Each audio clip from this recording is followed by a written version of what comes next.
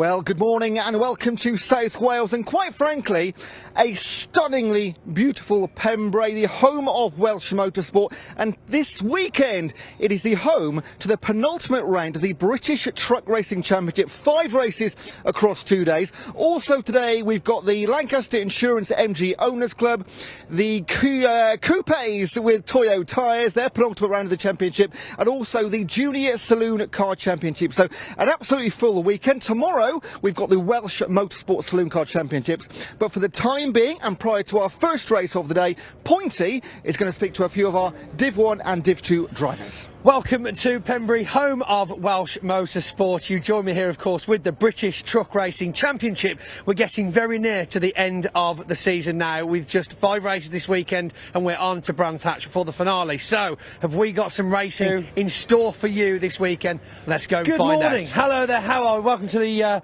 motorsport home in Wales. No, the Wales home of motorsport. That's better. That sounded right, didn't it? Yeah, you're getting there now. We're getting there. I was only a few years in the job. I'm still ironing out the kinks. Trick or treat? Do you want a chocolate? Oh, definitely. Let's start with the hot topic first. Which one have we gone for?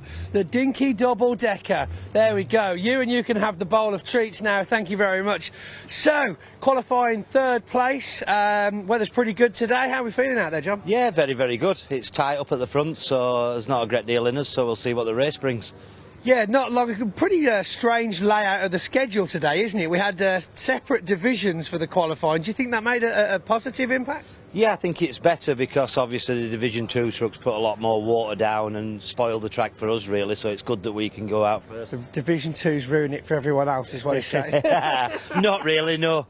Now, anybody that follows quite avidly would have seen John Newell featuring in the Europeans not too long ago. How did that compare to the British? Was it an interesting experience? Yeah, it was a good experience. The seat time was so valuable to us, and it's made us half a second quicker here than we've ever been, so it was definitely beneficial going. I suppose when you're in the British, through the year, you're going to start to get used to the same kind of drivers, the same kind of, abilities and things, and it's interesting to mix it up a bit and keep you on your toes. Yeah, definitely. The quality of driving over there is unbelievable. It's another level. So they're that tight, you make a mistake, you're left for dead. See if we can get some more British drivers over there next season, do you think? Maybe. We'll have to see. We'll have to see. Watch this space. Right, so, John Newell, Dinky Decker, good luck in the first race of the weekend here at Pembrey. Let's go and find some more drivers. Hi, and welcome back to the paddock down here at Pembrey, the home of Welsh Motorsport. See, I got it right that time, ladies and gentlemen. We've got our bowl of treats. Let's head into Ryan Smith's tent and see who likes what. Billy, don't get the camera wet. Trick or treat! The Dave Jenks already had his. Well, he actually had 2, ladies and gentlemen. I'll put it out there public. Ryan, how are we? I'm going to join you down on the old seat here. Arnie, what are you saying? I'm good, mate. You're having 2, are you? You deserve 2. Pretty much rebuilds this truck every weekend on his tard. Billy's coming in. What we got there, Billy? A fudge. Lovely. And Ryan, are you allowed a treat? I'm or are you not allowed a treat? Trying to keep the athletic fit. Well, I tell you what, talking about treats, let's start off with the question that's on everyone's tongue. Last race, Snetterton. What happened at the entrance to the pit lane there? Well, I was going to talk about this because, like, it's like on the camera it's misleading, and people doing interviews and pushing people to say they're enjoying it when another competitor don't finish, and why has he changed the truck midway through the season, and they are big questions, obviously, and need answering. But the best person to answer them is me. Of course. For 7 years, I've put truck racing before my family. We needed the money. We had to sell the truck. We bought one that wasn't as good. We suffered as a consequence from Snetterton. Keith Sims, MD of Northside Truck and Van, was fully supportive of the move because he knew it was only short term, because we're building a new truck ready for 2023. Keith, a massive supporter of yours and a really good guy to have around, isn't he? Really into the sport at the moment. Well, absolutely, and they're a sleeping giant company. You know, he's good for me on track, he's good for me off track. But this game's about, we haven't got the budgets that some teams in the paddock have, so we have to work with what we've got. Roll with the punches. Yeah, roll with the punches. Yeah, you kind of agree. But look, we've got the truck to 80%. It's just gone out in qualifying, and you know we've put it on pole. of course, after Snetterton, I'm going to be the first to admit, we was very, very, very worried. But I've got the best mechanic in Arnie, you know. We've worked together 7 years. I've got Billy the data guy. Without them, and my brother obviously, and little Adam, but without them, you know, none of this would be possible, because you can only, no matter how good of a driver you are, you can only drive the equipment you've got. So, delighted with the work. I must say as well that lap that we did there was a worldie lap. That was for Arnie and his dad, who's terminally ill, and you know, Arnie may have to go home this evening because, you know, he's on the last. So don't break your truck, is what you're saying. Yeah, and you know, it's emotional for us all because he's not only works for me, he's my best mate as well. He's been with me for 7 years, and nobody else knows the truck like him. So, you know, to see him going through the pain he's going through with his dad, it just makes it all worthwhile. When you come to Pembrey, it's sunny, you put it on pole, and you learn really to be kinder to people. Do you know what I mean? No, definitely. No, so go back to the truck then, just quickly. We've sorted out the issues we had at Snetterton, and obviously you know, you've qualified first. That's obviously got to be a good feeling. And you think, fingers crossed, touch wood, we should be on for a good one this weekend? I'm not going to say anything like that, but best listen, not to jinx it, I suppose. We're in a lot better way. You know, we've got all us teams together. The truck's behaving a lot better.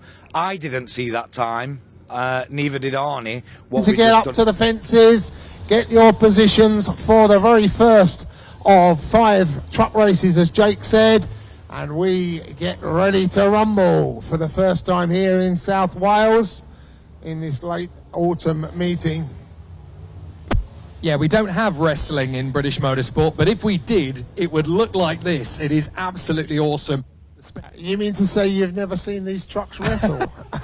Oh, trust me, I have. It's been a long time since I've been able to witness the British trucks up close and personal, and I have to say, it's been far too long away. I think the last time I saw these guys in action firsthand was back in 2017. So it's great to see that not only is the battle for the title still as exciting as it always was, but it's with the same protagonists, your likes of Ryan Smith, Dave Jenkins, and of course with Stuart Oliver. Myself, Jake Sanson, and John Ward here in the box with Jenkins and Simon Reed, Michael Oliver and Steve Powell, Craig Reed, Tom O'Rourke, Richard Collett and Simon Faulkner in Division 1. Definitely going to be a very exciting battle for the contenders in this category. And then, of course, in Division 2, it's getting pretty heated in their title fight as well. 6 of them out for the Division 2 starting grid. So we're very excited to see what the contenders are able to give us from the off. And, of course, you've got races within races. Luke Garrett and Jock Borthwick on the front row of Division 2 from John Powell and Adam Bint, Brad Smith and John Bowler. Jock looked very strong this morning in qualifying, so I don't think we should write him off. We should leave him on our possible class winners list, I think. Slowing it down now as they go out through Brooklands. So truck racing, probably the fastest part of the circuit for the trucks. They come down the speedway straight and into the Carter's Kink before Honda, and then back along the Ray Cowles straight here at the start and finish line. Yes, indeed. 1.49 miles this Clubman circuit. That's 2.4 kilometres dead. And it has become a bit of a staple of the British truck racing calendar now. Pembrey in Wales, one of the few national British Motorsport Championships that still visits this fantastic circuit, which really does test the driver's steel and nerve all the way throughout. So the pace truck is coming in, and that means we are going to go racing this time by, and it's going to be an interesting one from the front of the grid. Smithy's probably got this one stitched up. He's got the inside line as he goes down towards Hatchett's hairpin. He'll presumably pull to the left as much as he can if Stuart Oliver lets him do so. Up to the lights they come. We wait for the lights to go out, and they do, and we are truck racing for the first time this weekend. And Oliver's gone by like lightning down the outside. And Oliver will lead them into Hutchett's hairpin. Someone very tight on the inside and on the grass. That could be Dave Jenks. He's taken out the leader. Oliver's gone round.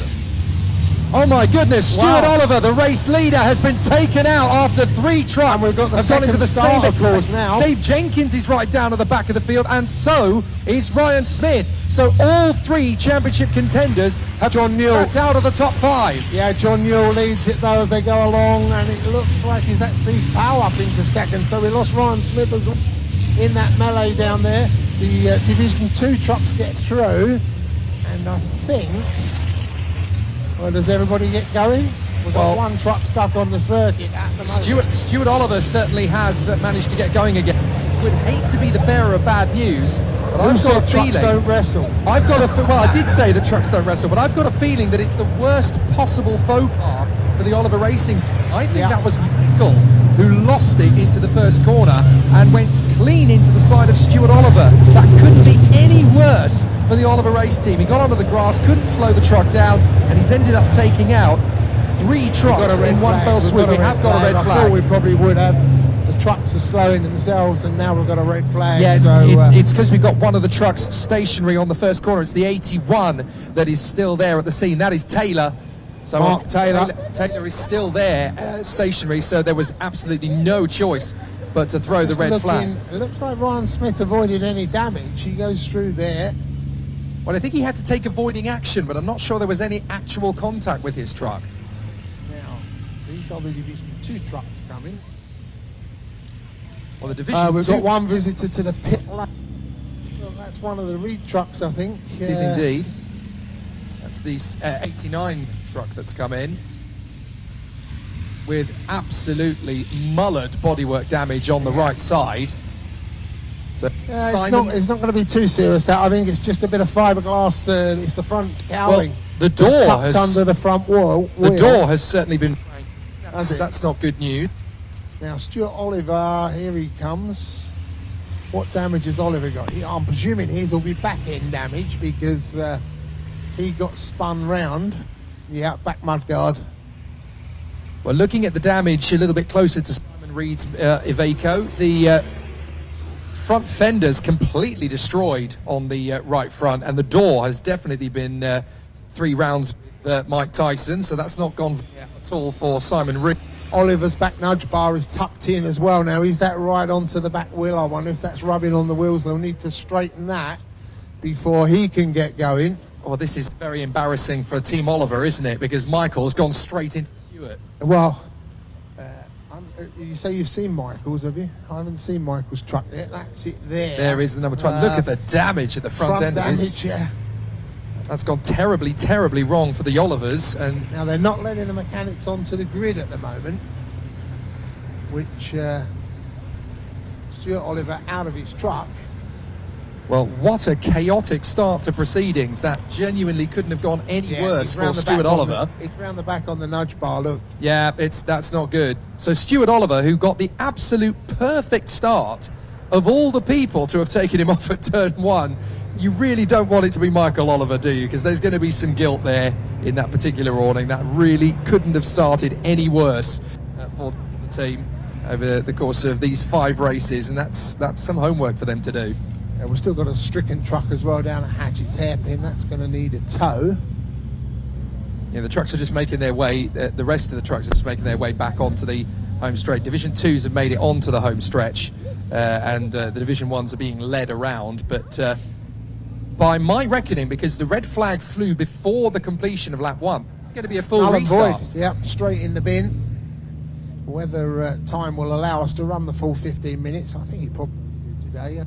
Curfew is here at Pembrey, but 6 o'clock. Okay, 6 o'clock. So, but we got plenty of daylight, I think, today. More than we had yesterday, for sure. Well, Stuart Oliver already started work on the right rear fender. Yeah, they'll straighten that. That won't be a major problem, I don't think, if they can get that bar off the rear wheels. Well, if he can get as good a start in the second attempt as he got in the first one, then Stuart Oliver's going to disappear, because he got an absolute flyer of a launch compared to Ryan Smith, and that really didn't do his chances any Here's Ryan Smith. good at all. Bringing it onto the grid. He looks pretty, as I said, unscathed, right? Yeah, you're right, So, John. I don't see any massive damage there to Ryan no Smith's panic car. from the mechanics either, no running around, so... Maybe a couple of panels there that are slightly dented. That's about it, really. I think he's got away pretty much scot-free there. So Ryan John Newell Smith, that was leading, his truck's good at the moment. yeah, he would have liked the race to have carried on. Yeah, I'm sure he would. Just been barred. But unfortunately, it's not. Especially when you've got one truck that would completely going anywhere on the front. For obviously, that was very dangerous to leave that there. Mark Taylor's man was 69. Yeah, the 69 truck as well. Dave Jenkins. That looks pretty clean. And Again, I thought it might have been Jenks that was in trouble down the inside, but well, I think Jenks got tagged, but he was just trying to avoid the action more than anything else. So I don't think he actually got any major impacts. So again, I think he's got away with it the same way Ryan Smith did. well, they've took the back nudge bar off of Stuart Oliver's. It's broken off, I think, completely on this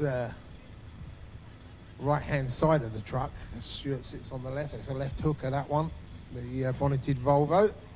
Well, the advantage of having access to the live stream feed on my MacBook means that I can obviously look back over the incident on there, replay. looking at the truck. Stuart's getting back in. So Who else is that wandering about down there? Is that... I think that's Ryan Smith, isn't it? It is Ryan Ryan Smith. Oh, and they're taking the Oliver truck off. that's not good news. That's not good news at all. Well, I suppose there is an argument here to suggest that, you know, is that the truck that's caused the red flag? The mudguards are only fiberglass and are there really as a protection for the wheel, but the nudge bar, of course, is a part of the crash protection. Oh dear, And, Stuart Oliver. Yeah, he's not going to take the restart. That is disastrous. And That it is looks absolutely like disastrous. it looks like the second of the Oliver truck is going with him. Oh no, this is a horrible start to the weekend for the Oliver team. Both trucks now, the 7 and the 12, look like they're not going any further in this restart. So this is absolutely heaven sent for Ryan. Christmas has come early. Michael Oliver. In fact, Michael's front damage looks worse than Stuart's rear damage. Well, you've got to feel for Michael in this because he's got to go back to the pits with Stuart and say, I'm so sorry. No, he hasn't. He's backing it back into the pit lane. He's going to hide for half an hour. Yeah, well, would you want to wash the dishes tonight? I certainly wouldn't. So, yeah, big there in the Now- Oliver household. What's happened to the Reed truck then, the 89 truck? So Well- Simon's out of the truck down there, is he? Yeah, Mark Taylor is, well, 89 Simon Reed has got big damage to his truck. Oh, has he? He's got So damage on that Simon one. Reed's truck is just here on the edge of pit lane. He's got his thumbs up, but he looks like he's climbing back in. So Yeah, considering... although he may just be going back to the paddock. Yeah, no I think crash he- helmet or nothing. Do you know on. what? I think he could well be going back to the paddock because looking at the damage he's taken to that right front quarter, that literally looks as though an elephant's been dropped on it. It really Yeah, is mechanic mullered. going for a ride as well. That's going back to the paddock, unfortunately. Yeah. That's very unfortunate for Simon Reed. So that's some big names gone from this field already. We've lost Michael Oliver, Stuart Oliver, Simon Reed. We could well lose Mark Taylor, obviously, because Yeah, because that truck's still down there. stuck on the front corner. So Ryan Smith down on the start line, wandering around, just having a look around his truck. Seems okay. I'd love to see another replay of that incident. I know the guys from 24/7 have been very quick did on they the get case. it? They did get it, yeah. No, Okay, they really did so get we it. might So see that again in a minute. for those watching along on the live stream, there'll be absolutely no doubt. Poor Michael Oliver getting his move on the inside. And all it took was one wheel on the grass. And the truck, the problem is here at Pembrey, when you've had rainfall the night before, you've got absolutely no chance when you've got one wheel on that grass. It's like an ice rink downhill. You've just got absolutely no chance, no traction. And the truck just sails clean into the side of Stuart. Nothing anybody could do about it. Just looking at Ryan's truck, it's got a little bit of damage on the door on this side, on the right-hand side, but not a great deal. Looks like it's had a rub from a tyre or something like that down there. So, but that could have been old damage as well, of course. Yeah, the only real damage Ryan Smith's truck has taken is like very akin to when a 9-year-old falls off their bike. Just a slight, Now then, just a bit of slight graze. paper- There's a bit of paper coming down from race control going out onto the grid. So I'm now, going to close are they- the grid up, I wonder. I think they're going to close the grid up and tighten it up a bit, which means that we're going to get Newell will take his position on the front row of the grid alongside Ryan Smith, and Dave Jenkins will essentially move on to the second row of the grid. They've just shown the replay again on the live stream. It's pretty clear cut how that all played off. You've got an amazing cluster of trucks, but then making the move on the inside. Oliver's already on the grass. He's got no chance of slowing the truck down. He's on the grass. He's on the brakes heavily. Just clips the back, and then obviously getting spat out of. That must have been Simon Reed. That was Simon Reed's truck. Yeah, collected there. Yeah. For those watching on the stream, we're just watching it back a second time. Sorry myself about and John. Using the R's if you haven't got the pictures. Yeah, just about. But you would have had the pictures a few seconds ago, so you'll know what we're referring to. I was thinking more of the spectators around the circuit. Very true. Well, if you want to see it close up and you haven't got a decent view of it trackside this evening, do go on to the British Automobile Racing Club's YouTube. You can watch it all back again, and you can see one of the season, I suppose, into the first corner for the trucks. How do you wipe out? One of the easiest ways to find it, go onto the British Racing Car Club, BARC's site, and if you look then for the Pembrey meeting, there is actually a button you push that puts you straight through to the live pictures. There is indeed. I'll tell you what, that's definitely going to be one for the highlight reel at the end of the season. How do you wipe out the front row of the grid? Well, we just showed you. Smithy has got a little bit of damage down there. Look, there's a crack in the front fender, and as is motorsport's favourite tools, all hands to the cable tie. The tape and the cable ties are coming out. You can fix anything in motorsport with a cable tie and a roll of duct tape. Absolutely perfect. I wonder if they do that at Mercedes F1. Just get the cable ties out. Go on, Lewis, get back in the car. Stick that end plate back on. It's a real hard graft, motorsport truck racing, and any way you can to repair these things and get them out, they'll do it. So we've now got 7 of the Division 1 trucks, still the track block down at Hatchett's Hairpin being cleared. So we've got Smith and Newell on row 1, we've got Jenkins and Steve Powell, that is, now on row 2. Yes, it is. Then row 3, it's the 86 truck, and on the far side. So the 86, that's Tom O'Rourke, of course. Yeah, Tom O'Rourke's on the Frauhof MV Commercials truck. And he's alongside Richard Collett. Richard Collett, yeah, that was the one I was getting confused with, because... well, Richard must be having a nosebleed. He's looking at that going, oh, I'm suddenly on the third row of the grid. Brilliant. That'll do. And then obviously at the tail end there, you've got Simon Faulkner in his truck. Stralis, the man all the way from Waterlooville. And then a completely clean bill of health for Division 2. They saw it all coming and went, right, let's just get on the brakes. Let's not get involved. I'm going to say they were on the brakes a long time. That's it. As soon as they got released, they were on the brakes. That's it. And they've got 6 pristine Division 2 trucks that just surveyed the scene at turn 1 and went, right, well, that's how we're not going to do it. No doubt the drivers have a little rule amongst themselves. Let's get through this and then we'll start the race. Exactly, exactly. But Ryan Smith is now going to pick up his position on the front row alongside the NWT Motorsport truck of John Newell. So John's been thrown a bit of a lifeline. Mind you, he was leading anyway before the red flag. One of the big lights in the last couple of years. Well, let's talk about this from a championship permutations point of view, because John Newell is 4th in the standings coming into this. He was only a few points behind Stuart Oliver, so this is a big opportunity now. Let's have a little look for him to move well.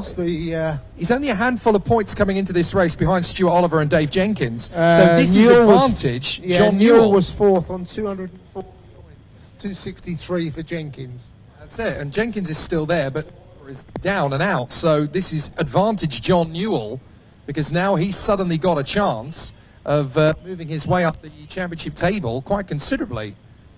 So now they've taken Stuart Oliver. They've taken Stuart Oliver's truck back to have a look at it, but obviously it's not restarted yet. So I think that down there, I think just waiting for scrutineer now to sign it off to say that they're happy with it, because it was the scrutineer on the grid that I think probably dispatched them back to the paddock saying it's not good enough. Guys. Well, he obviously can see that there's a big clear-up job at turn 1 over at Hatchett's for Mark Taylor's machine. So as long as that's still going, not really sure why that's taking so long, to be honest, because Mark's truck looked, I don't know what the damage is on it. That's but, true. Spectators down there, but it looked as if it was just parked on the side of the track. It don't look like it had been involved almost. Well, he was kind of in the middle of the conflagration between Michael Oliver and Simon Reed. It's hooked up and on its way now, so we're going to be racing in the next 3 or 4 minutes. See, I think it's a frozen rear axle. I think that's what's done it. I think he's taken some damage to the rear of the truck, because obviously that's where it got the biggest clout. And if Now those then, wheels aren't able to turn... The grid has been closed up, of course. Oliver's ready to come out. That means presumably he will start from the back of the grid. I would have thought so. Yeah, obviously. Or Either maybe that- even a pit lane start. Yeah, could well be starting from the pit lane, so... Yeah, they might bring him into the pit lane and try and dispatch him between the Division 1s and Division 2s. I don't know. Well, what we're certainly going to get then is Stuart Oliver in mist mode. That's going to be wicked to watch. The problem is trying to let him out between the two groups is that they're rolling, of course, and Stuart will be standing still. So he won't really have the speed. But Stuart Oliver's got his down to watching Michael Schumacher in the way. He absolutely floors it through this field. The gate has come open. I'm assuming that's for the recovery truck to go off the circuit rather than Stuart to come out.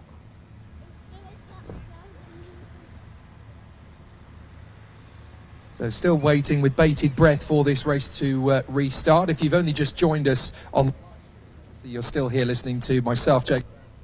We're under red flag conditions for the live stream. Turn 1 faux pas. Michael Oliver on the grass on the way down to Hatchett's. Lost control and hit the race leader and teammate, Stuart Oliver. Yeah, Taylor's truck, well, it's front end damage, look. Yeah, well, you could say whether the rear end is locked up. The thing is, that truck did get squeezed in between Michael Oliver and Simon Reed's machine. Simon Reed's truck has been brought in, and that won't go any further because it's... to mention as well the Crislin recovery team from Swansea. Yeah, absolutely. It's great Doing to a have them grand here job again. down there, guys. They really are, and I have to say, fair play to the Orange Army, who have been working flat out all the way through the day as well. I think a bit of sweeping going on down there now, just getting the mud off and the bits and pieces picked up. They're just watching the replay again on the live stream. It was a big impact. And to be fair to Michael Oliver, he hit exactly the right part of Stuart Oliver's truck to make sure that there wasn't too much damage. Unfortunately, Simon Reed and Mark Taylor were already in there as well. Mark Taylor, the second one, isn't it, going in, that lifts the Simon Reed truck in the air. That's it, yeah. Michael Oliver had absolutely nowhere to go. And that's... Just went into the side of Taylor's truck. Taylor went into the side of Simon Reed's. Just a pure chain reaction. And actually, Dave Jenkins had to take big avoiding action, as did pole sitter and championship leader Ryan Smith. They had to go round the outside of Hatchett's to avoid He picked up a it. little bit of damage there somewhere, didn't he? But I don't know where. So, well, it was at Hatchett's. He basically had to get on the brakes pretty sharpish to avoid any more massive impact. And he just got a little bit of a scrape of the front end of the truck, but as I said, just a scrape, nothing major. Gate's still closed on Oliver at the moment. Yeah, I'm not sure that he's... Circuit is clear. So I think we're probably ready to go racing again. Have we had any up? Let's have a little look what it's on the screen. It continues to 15 confirm. minutes. Yeah, it continues to tell us that we just Still got showing on the screen at the moment, yeah. So when this race restarts, it will potentially still be the full 15 minutes in duration, but we won't have Mark Taylor, we won't have Simon Reed, and there's a good chance that we'll have neither Michael or Stuart Oliver. What a terrible start to the weekend for the trucks. 4 of the big names already wiped from Division 1 on the way down to the first corner, and all it took was one truck slightly on the grass. And that's all it takes. These are very tough machines to stop at the best of times. Pretty damp on the grass as well still, but you're not going to stop these trucks on the grass. We've seen it here at Pembrey before, so whether it's wet or dry, they don't stop on grass. Well, I can remember watching a couple of seasons ago, my esteemed colleague in commentary, Dave Goddard, was in the box at Thruxton. It's open. Here comes Oliver. Stuart Oliver is coming out. Now, whether So he he's been take cleared his... for the start. Now, will he do it from the pits or will he do it from the starting grid? That's the big question. I would have thought better off going from the back of the grid rather than the pit lane, to be honest, because at least he'll be rolling. It's whether or not he'll be allowed to, of course. He changed. You can tell that he's obviously running from cold because there's big plumes of white. I just wonder Coming off whether his they'll truck. drop him in on the rolling lap. might slot it to the back of the grid. Well, either that or they're going to slot him in. He can go down the middle of the Division 2s and line up on the back row of the grid potentially. It just depends on what the marshals deem to allow him to do. He might have to do it from the pits as you mentioned. So we'll just wait to see what happens when Stuart Oliver comes back around again. I'm ready. I can start from my original grid position. Are you prepared to let me? Is going to be the conversation. Advantage Ryan Smith, I think, because he's going to be towards the back. So, as you say, Oliver's going to be very fired up after that. And well, Stuart will be looking to make a few moves. The thing is, John, Stuart's going to have the argument. This is a fresh restart. Lane is in pit lane is the answer. Yeah, where's he going to start from? I reckon he's going to start from the pits itself. But he's going to have the argument, well, this is a fresh restart. My truck's working. Surely I can take up my position P2 on the grid. I'm not sure he's going to get the chance. Where are they sending him? Are they sending him right the way through? So they're sending him down to the end of the pit lane. Yeah, he's going to start from the pits. He'll start from the pit lane. They've had the big bars out by the looks of it and straightened the, well, there's a bit missing, but they've straightened the rest of it. Asymmetrical racing truck. Lets you know that they've been pushing hard. Poor Stuart Oliver, sadly. Okay, my take is they will roll past him on the rolling lap. He will join in on the back of Division 1. Yep. The 30-second board goes up, so we're about to go around then for the second formation lap of the day in the British Truck Racing Championship. Here we go. The pace truck moves up and the green flag flies. Yeah, we've still got 15 minutes on the clock, according to the screen. Ryan Smith had a bit of trouble getting away there, but he's now managed to. So what are they going to do about Stuart Oliver? Will he remain where he is, or will he join up? There's no sign of him creeping yet, and I thought he'd have been gone by No, I think now. he's going to have to start this race from the pits, you know. Yeah, it's going to be a pit lane start. Well, And that's... I'm just wondering now whether it is going to be a pit lane start rather than joining the back of the grid now, because again, he doesn't appear to be moving. No, indeed. That's a real problem for Stuart Oliver, because obviously he's then got to work his way, surely he's got to work his way through Division 2 first before he even gets close to his rivals in Division 1. That's going to be a really tricky race battle for him. Well, and get the truck up to working temperatures as well. Yes, indeed. So, well, if anyone can, Stuart Oliver. Indeed. So we'll get to see the rougher, tougher side of Stuart Oliver out there, just exactly what we sign up for with the British trucks. These guys really are amazing to watch.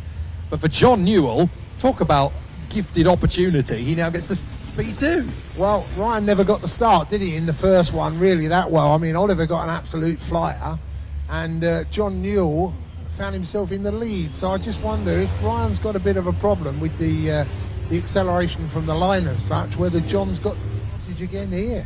You could be right, John, because I think I don't think it's a terminal one, but certainly in terms of getting on the power. Typical Ryan Smith, it only works flat out. It doesn't work slowly, it only goes fast. This is very true. Yeah, Ryan Smith is always at his best when it's on the limit.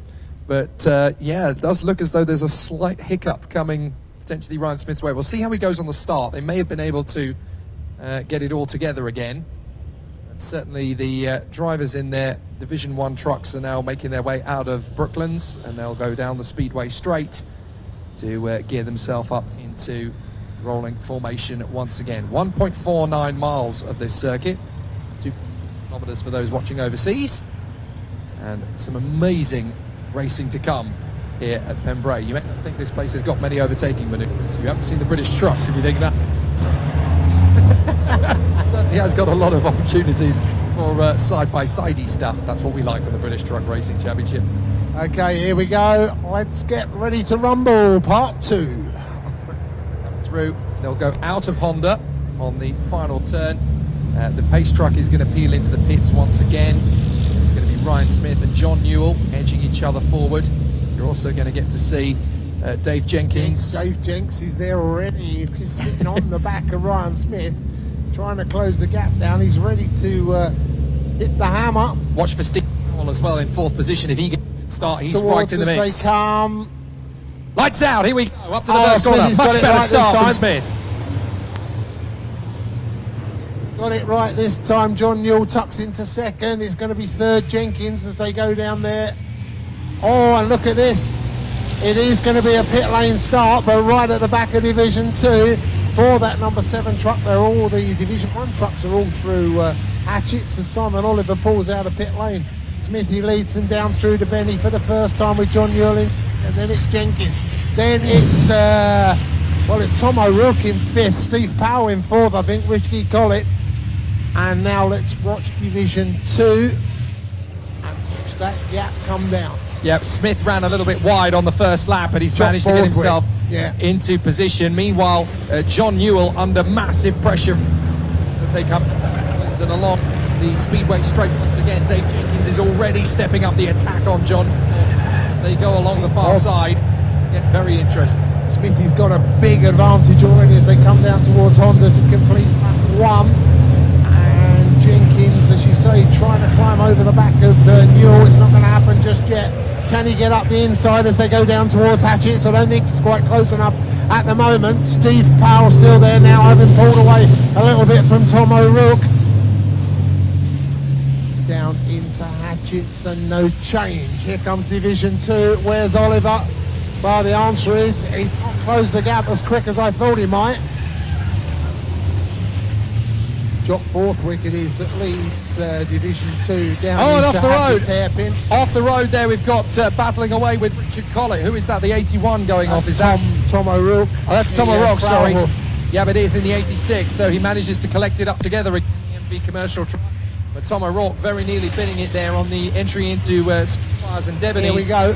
Blue flags will be waving shortly. Look at Oliver climbing all over of that number 10 truck as they go down through the exit of Debonese. Along the speedway, actually John Newell has pulled out an advantage over Dave Jenkins to have a little bit of breathing space. They come out of Honda, no problems for Craig Smith. Evans. Craig was out there, so Craig Evans is there, so apologies to him. So Ryan Smith down to Hatchets, looking pretty comfortable into turn 1. As he gets the truck nicely planted, you've got to be so careful on the throttle, otherwise the back end of the truck will overtake the front. Well, I tell you, another big one we've missed, and a big disaster for Division 2, is that Craig Evans is there, but Luke Garrett, the fastest man, is not there. The pole sitter, Luke Garrett's missing. Yep, Stuart. I didn't pick that one up. Stuart Oliver very much getting on with it now as he tears his way through the Division 2 squad. But still some good battles all the way round in the truck racing field. But it's got very cautious. Has closed down, or certainly seems to slow a bit rare. Accelerates away along the speedway straight from Brooklands now and up towards the Carter Curve. Down into Honda, but John Newell definitely closed that in the course of that lap. He's unable to just stay in touch just yet. Steve Powell still there in 4th. What are we lapping at? Well, 1:10.5. That's the best lap for John Newell. Has still got a developing problem here. He's not able to pull away from John Newell. If anything, Newell is actually eating up the gap. And again, it's when he gets on the brakes and gets back on the power. Smith just doesn't seem to have the throttle application that John Newell does. Newell is able to get that fraction of a second quicker in back on the power. Stuart Oliver, meanwhile, is getting close to the tail end Charlie of the Division 1s. And it's going to get very interesting there as he closes up. Stuart Oliver only in the 113s, the lead in the 110s, so he's having problems with that traffic. Next on this is going to be the other bonneted truck that's out there, Adam Bin. Check out the Division 2 battle at the moment. It's looking pretty awesome. We've got Borthwick and Powell, as well as Bint getting in there. And Stuart Oliver, of course, is trying to nick his way through all three of them. Have a look on the inside to try and get past Powell. Has a look to Senna, hasn't really been able to make that work. And there's a slow-moving Division 1 in as well there. now. Who's that? That's Faulkner. Faulkner's got a problem in front of them. So that's the Division 1 truck of Faulkner. He's actually going slowly. He's got a problem. So the Division 2s are going to catch and pass him. I think Faulkner's coming into the pits. Yeah, he's got a problem. Faulkner's dropping out. To come through Honda, no change. Stuart Oliver sitting at the back of these. Now whether Stuart's realised perhaps hasn't got enough, he'll get some points in the bag obviously for finishing where he is. but doesn't really want to wreck their race as well by trying to get in between them. Although he's down the inside, flicks to the outside as they go into Hatchett's hairpin. Jock Borthwick still just got the edge on that one at the minute. Problems for Powell. Powell's got an issue there. Bint's going to sail through, as is Stuart Oliver. So Oliver problems did there. well out of that, didn't he? He got 2-2 there. He got Powell and he got Bint all in one move. Yeah, Powell couldn't get on the throttle in time, and Bint was able to make his way into second place. No problems at all there to make the bid into Division 2 B2. Now, has Adam Bint got a bit of damage on the back end, I wonder? Did I see something dragging on the floor? Hopefully not. As the leader goes across the line, Ryan Smith completes lap number 5. Well, the top 3 men in Division 1 are having an absolute rout at the moment because they're out in front well clear. Stuart Oliver, who's down at the back of Division 1. He's in front now of the Division 2 trucks. Yeah, he's managed to get through the Division 2. Oh, he's gone off the road. No, He's actually gone off there. That's not him. That's Borthwick went off the road at Carter Curve, I think. Because Adam Bint's closed up. Well, Bint making his bid for the And first this is corner. a tremendous battle now. Adam Bint will pull out of that slipstream surely. So Borthwick is now going to have to try and defend into Hatchett's hairpin as Oliver goes through. Can Bint get on the power fractionally quicker than Jock Borthwick? Because Borthwick's going to try and hold on to this, but Borthwick holds it for the moment. So they come up through Spitfires, up towards the Benny, and they're going to go side by side. Borthwick is going to try and hold Bint to the line on the apex, and he's got that. Nicely defended. Look at John Powell. John Powell's back in it as well. Seems to be very quick around the inside as they go through the Benny.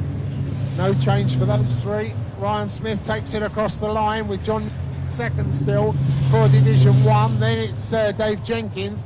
Those 3 are clear really now of Steve Powell. Really spread out. Across the line will be Ricky Collett. He came out of Honda. Then it's Tom O'Rourke. And now Division 2. Or is it? No, it's Oliver next. Stuart Oliver. What's he doing lap time, Stuart Oliver? Let's have a little look. It's been hitting 114. 12s now, yeah, into the 12s. 112.2. 112.0, there you go. A 112.0 now from Oliver. That's now down to the inside. This is Powell and Bint. John Powell's got a better run off of the final turn, and now John Powell trying to come around the outside of Adam Bint. Bint manages to stay in the middle of the road and chops across on John Powell, but can he get the throttle out of Hatchett's? John Powell tries to bury the throttle to the floor, but Bint manages to hold on to second for the moment.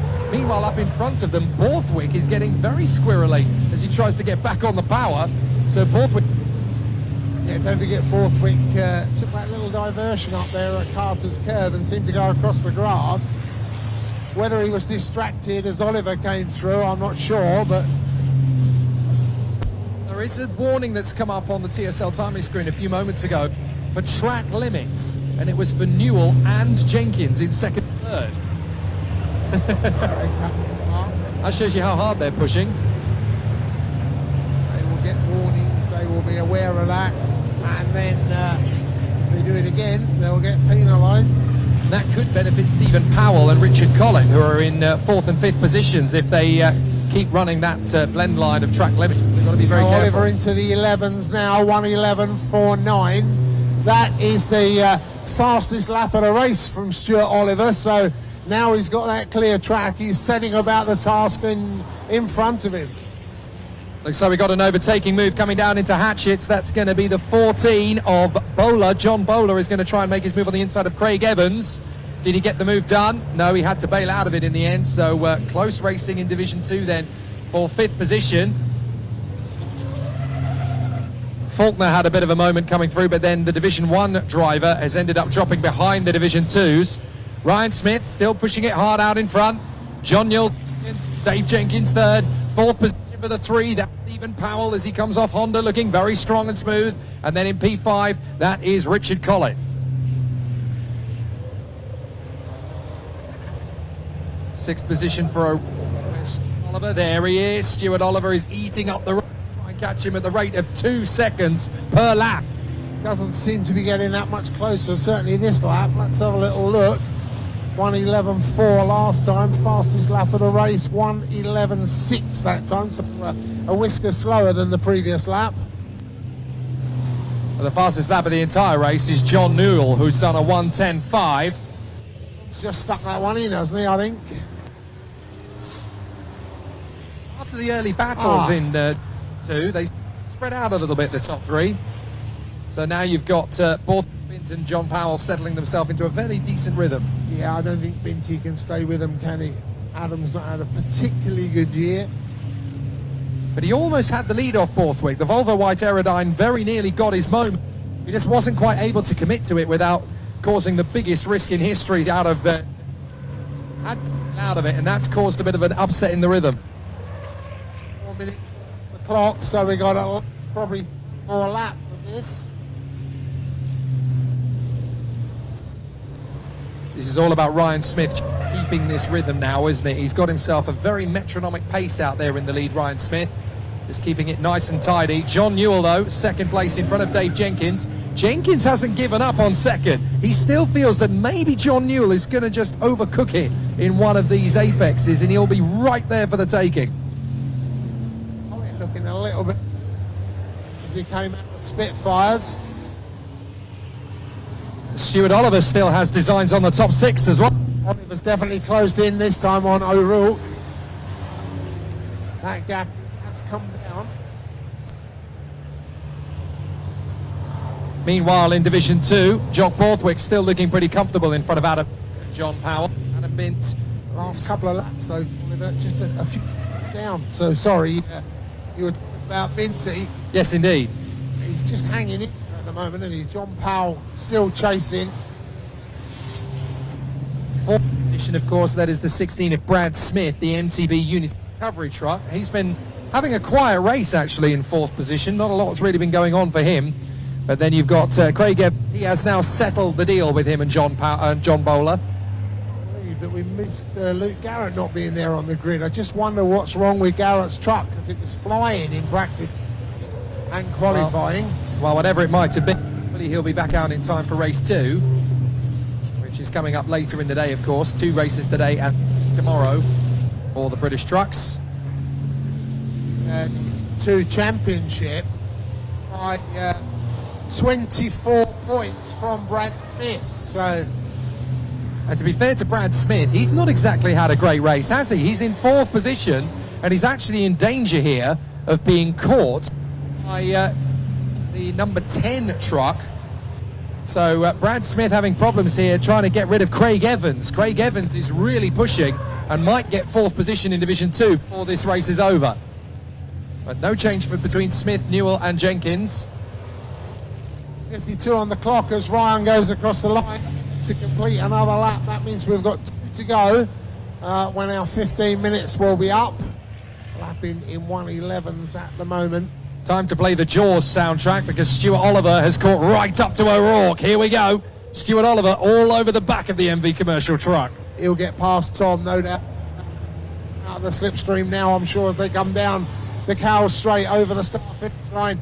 Down towards Hatchett. Stewart's up the inside, could really have done with a little bit more room down the outside. He's going to be tight there.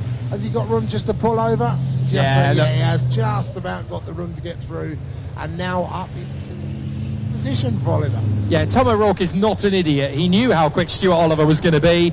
He said, you know what, I've got a good truck, I'm going to pick up good points here. There's no point fighting Stuart that hard, just let him go. And Tom O'Rourke, very much the wise man rather than the fool on that occasion. Meanwhile, here comes Craig Evans into the first corner, diving up the inside of Brad Smith. So Luke Garrett will be hoping that he can make the move. Oh, and a big mistake on the lock-up of the brakes there from Brad Smith. But unfortunately, he's going to get a little bit loose. I wondered if he was going to lose out on the exit, and he has lost a bit of momentum, even if not the position. So now there could be a chance here for Craig Evans to get through into 4th position in Division 2, past Brad Smith. He hasn't quite been able to make it work for the moment. Brad Smith just hanging on to 4th place here.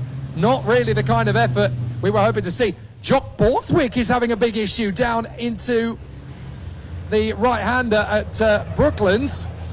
And I've got a feeling that Borthwick's lead could well disappear here, because Adam Bint is all over him all of a sudden. Dead right as they come up towards the Carter curve and then into Honda. Maybe Binty's not out of it yet.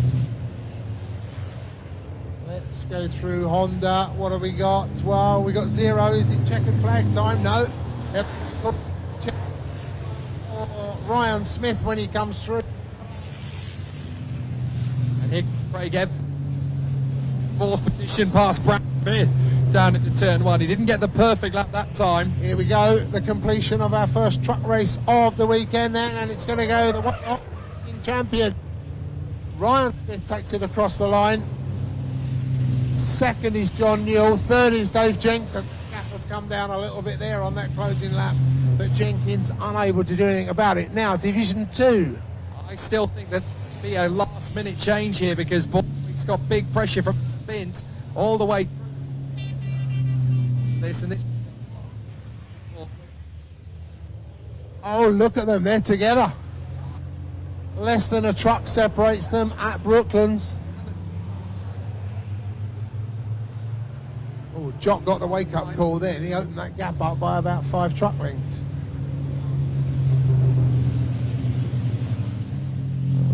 Honda, he's going to have it. Borthwick, we'll see. Check your flag. So no. I'm going to go downstairs because I think we might get the trucks back in here. So I'll go and have a word with him if I can. Terrific, John.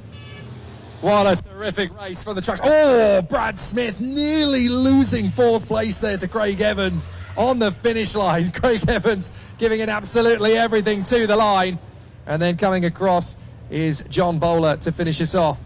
Well, brilliant start in the end. We finally did get a race out of it.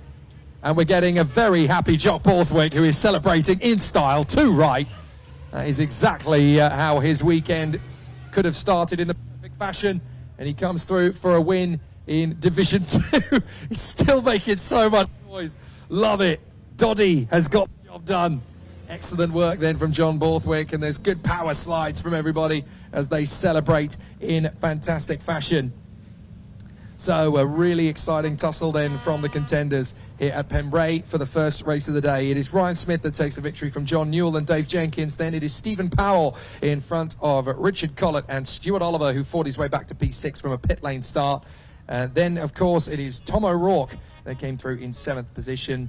Faulkner and Michael Oliver down and out of it. Then it is Jock Borthwick that got the victory in front of Adam Bint and John Powell in Division 2 from Brad Smith, Craig Evans and John Bowler. Great racing and a fantastic run in this opening race of the day.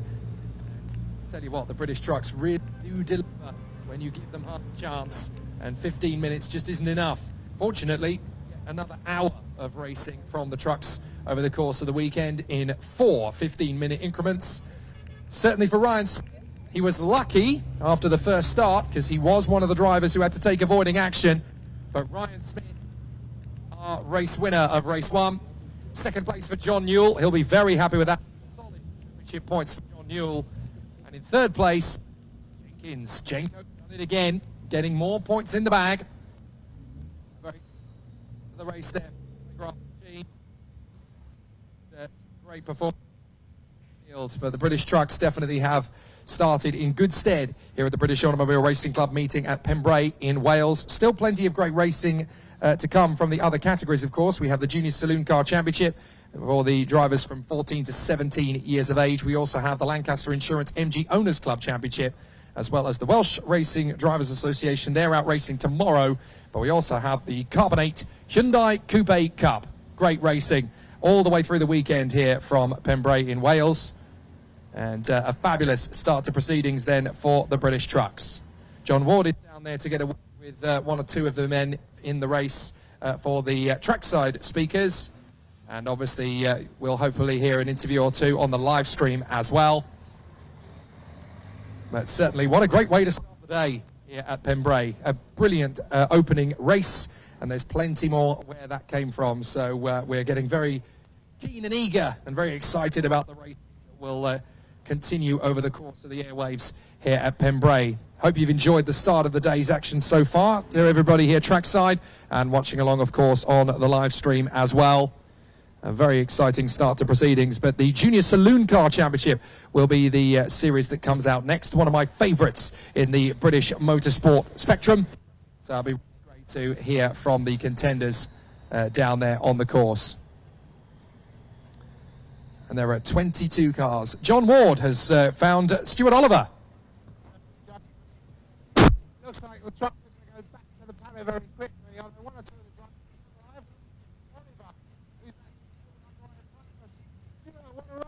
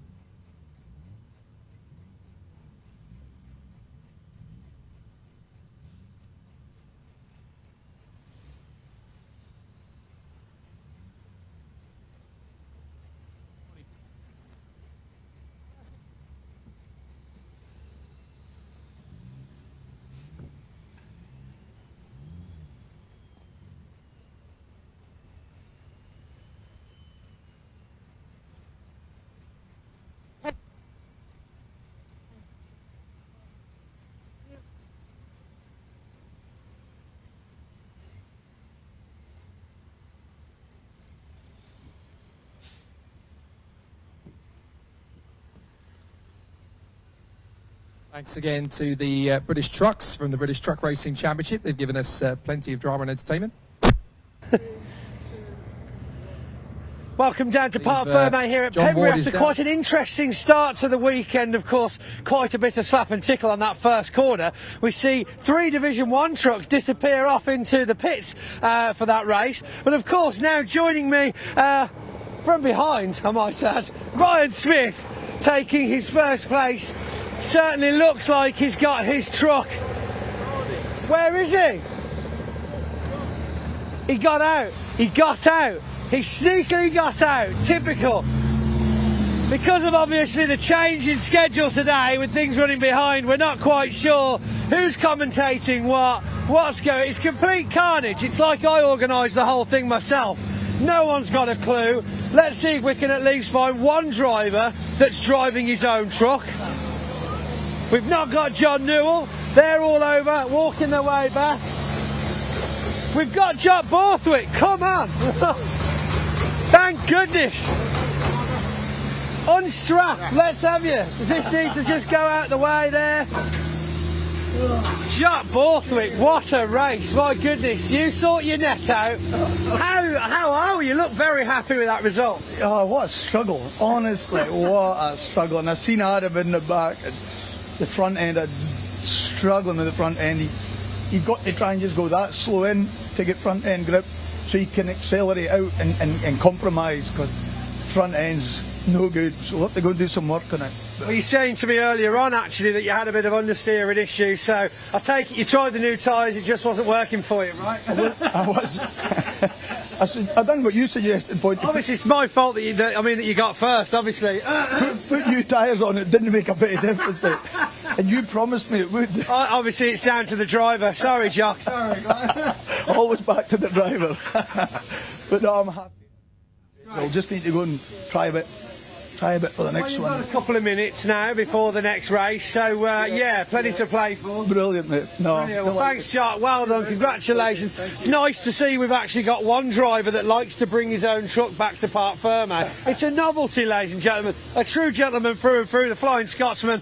Ewan is calling me over, so let's see who else we can find a bit further down. Now, we've actually ended up with, we've got John Newell as well. We've got Adam Bint. Come on over, guys. Let's do a twin division interview, a double. We're going to do a double team. Sounds fantastic. So, you know, comparatively, second place in each of your divisions, quite a battle. John, first of all, with you, were you close enough to see what the hell happened in that first corner? At the first start? The first. I seen Michael on the grass in my mirror, so I thought, right, I'll back right out of this, let them all go into each other, and then just pulled up the inside. You did very well to pull it round that corner. Quite a few trucks just ended up ploughing into each other. Poor old Craig Reed again, Simon Reed, having that cab damage. Yeah, definitely. Big damage for a lot of people, Mark Taylor and that.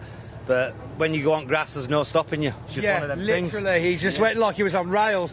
Adam, though, with you, quite a battle for Division 2. You were on Jock's tail the entire race, looking for those gaps, of course, as well, playing a heavy defensive game with John Powell right behind you. Yeah, I quite like defending and attacking at the same time because it makes the race exciting. But then when Stuart gets involved and almost takes us both out, took Jock out around at Honda, you're at 100 mile an hour coming into that corner, you're both on the grass.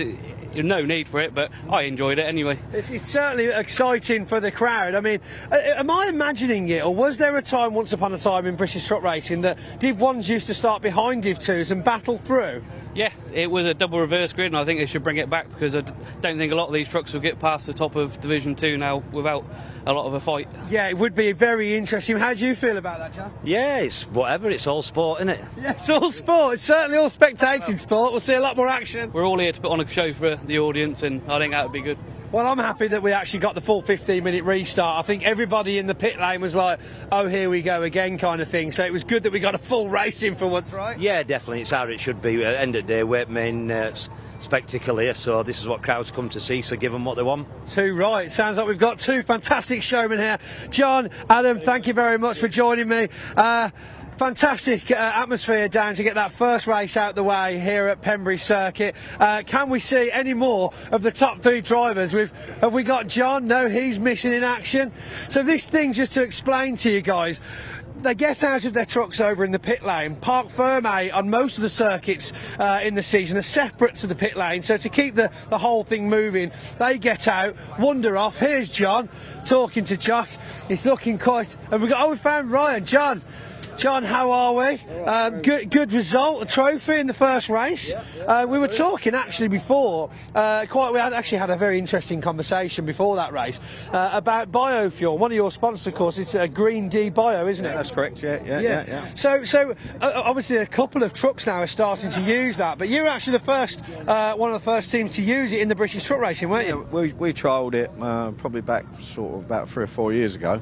When the trucks were smoky, we brought in a fuel then, and then we moved on to GD Plus, and we've been running on it ever since. So they're looking to move on to the championship next year for the other trucks. It's all obviously a little bit up in the air at the minute. So, but the carbon footprint for racing needs to be lowered in any case. Yeah, definitely, and that is a hot topic with the spectators that know about the CO2, that want to try their best to do something about it. But we don't want to get rid of engines, do we? No, exactly that. And I mean, this is the next step forward, absolutely. So and sustainability as well. So yeah. The pioneer himself, John Powell. Well done on your trophy, sir. We'll leave you to enjoy the rest of that. Let's go now and finally speak to Ryan Smith if we can. He's obviously found his own way here on a scooter. As I said, this is how they transport around once they get out and have a chat. Did you have a nice chat to the circuit commentary? Yeah, really good. I'm just glad to get to the end of that race because, again, we had engine problems, but look, we finished that race. It was so important. Congratulations to John Newell as well, who's going really well. Very well. It was an interesting, a couple of laps. I mean, he was creeping on you. I noticed he had fastest lap nearer the end there as well. Well, you just get noises in your head and you hear every note bang. And on the first start, Stuart got me on the stocks. I had no power. And a lot of people thought, was that a jump? But then we look back and no, it definitely wasn't a jump, but you just... Fair play to Stuart, it didn't jump. It was just we had no power, and I was really concerned, and I just thought, do you know what? I just need to score points. Not win the race, score points. And there's 9 races left, and just got to be careful with them trucks coming down the grass because, Simon Reed's truck nearly went over. You were quite far forward, so I mean, did you see how Michael Oliver ended up so far onto the grass? Well, I don't want to get into it. I can't. You were looking forward. That was all that counted. Look, whatever happens with Michael, I don't wish him no non-finishers or Stuart or any of the other competitors. I wish him to get to the finish line, get safe to the family, and I wish that to everyone. I don't want anybody having damage. We all have to pay for it ourselves out of sponsorship money. So I'm just delighted. My team has worked extremely hard to get the truck ready. Qualifying, it worked perfect, no excuses. in the race, we just it's the worrying time, isn't it? You know, so we'll look at the engine, we'll look at a few other bits and bobs, and yeah, we'll be ready for race 2. Hopefully no phantom noises halfway around Pembrey Circuit from Ryan Smith. Thank you very much for joining us, Ryan. And we will catch up, I think, with all of you later on. We've got qualifying for the coupes next, which I don't think we'll be showing you because we've got plenty of racing action in the bank to reminisce from earlier on in the season. So I'll leave you down here at the Parc Fermé in Pembrey and catch up with you later on. Happy to be promoter of the Junior Saloon Car Championship. For the qualifying to get started, John, I got pulled over. To be promoter for the junior. Well, I was racing it. Yeah. I did drive the Saxo around for a while. I actually got pulled over in that car one night. Right, so. But they clearly thought I was a teenage hot rodder. And then when they realised that I had just taken my wife to the cinema, they were like, "Oh, all right, sir, carry on. Yeah. Try to drive quietly." I think was what he said. I wasn't driving particularly fast either. Oh dear. It's a wonderful race car, though. Absolutely brilliant machine. And they'll come out onto the course. Hope the car's back. It's honestly a bit more of a problem out there than we thought. It's just at the curve where we saw Jock go off. So I wonder if there's just been a couple of drivers running a tiny bit too wide. And that's obviously just caused a little bit of re-manoeuvring required of the grass and the mud on that side. So I arrived about 7:15, 7:30 yesterday evening, and the track staff was still out patching up the holes and things after the practice yesterday. Holes in the track surface? Not in the track surface, on the grass. On the grass. So they were filling in all the holes, getting it ready again. Golfing weekend. A muddy track race. Ah, fair enough then. Sense, absolutely. Right. Yeah, I think they had a bit of rain here yesterday afternoon. So to be fair, it was very heavy rain yesterday afternoon. Yeah. Truck and rain doesn't work with the grass, does it? No, not for the want of trying, but yeah, no, absolutely not. So any moment now, hopefully, we'll get to see the Hyundai Coupe Cup by Carbonate with Toyo tyres. They'll come out onto the circuit for the qualifying session. We are a little bit behind schedule, of course, thanks to the red flag for the first truck race earlier on. But being the British Automobile Club, we will endeavour, of course, to get back on schedule as soon as is humanly. They're just waiting for the final sign-off from the circuit and green flags all around. And then the Hyundais can get out there for timed qualifying. And then we'll have our 4 races, which live stream viewers can see the schedule on their screen now. Junior Saloon Car Championship, followed by the Lancaster Insurance MG Owners Club Championship. British Truck Racing Championship will come out for a second time of asking, and then we'll get our first race from the Carbonate Coupe Cup with Toyo tyres. But that's not all you're getting this weekend, because tomorrow you're also getting the Welsh Racing Drivers Association back in town with, I have to say, looking through the entry list and looking through the practice that some of them did this morning, a mammoth pick and mix selection box of amazing machines. They really do look pretty awesome. They always give us plenty of fun when we're here in Pembrey. So looking forward to seeing what they give us tomorrow afternoon.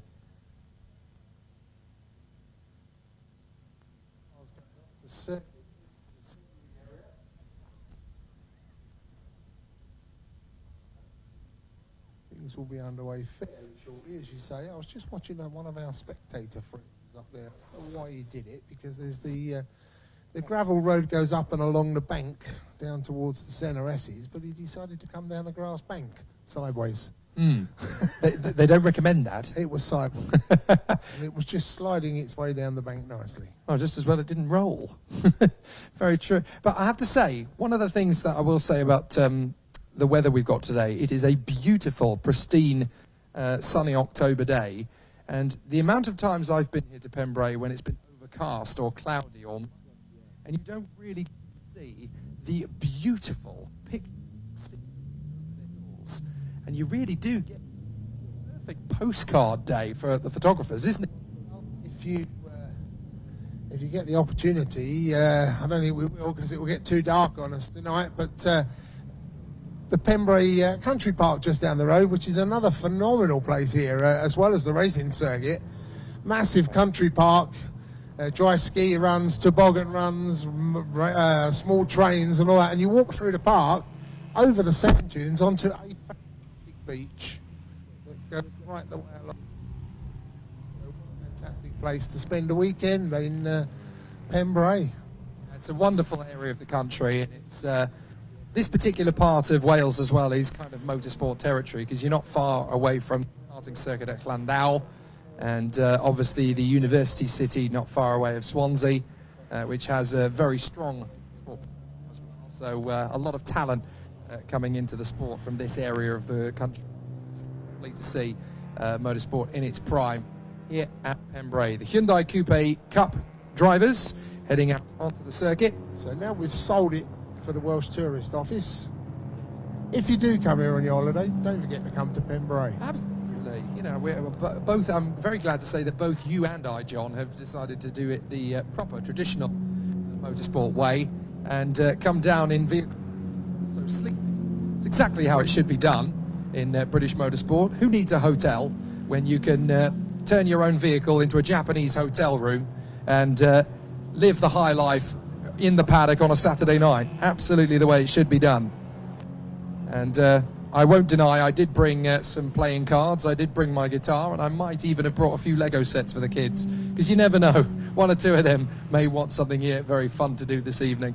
So we have the qualifying session underway then for the Carbonate Coupe Cup with Toyo tyres, and there's a very solid collection of racers out there on the course, giving us plenty to do and plenty to talk about as well. So we'll talk about them in duration for the Carbonate Coupe Cup. It's great to see Alex Kersley, reigning champion, out there on the course, along with John Winter, a regular staple of this category. It wasn't initially included in the entry list in your programs, folks, but fortunately he is there, which is great to see.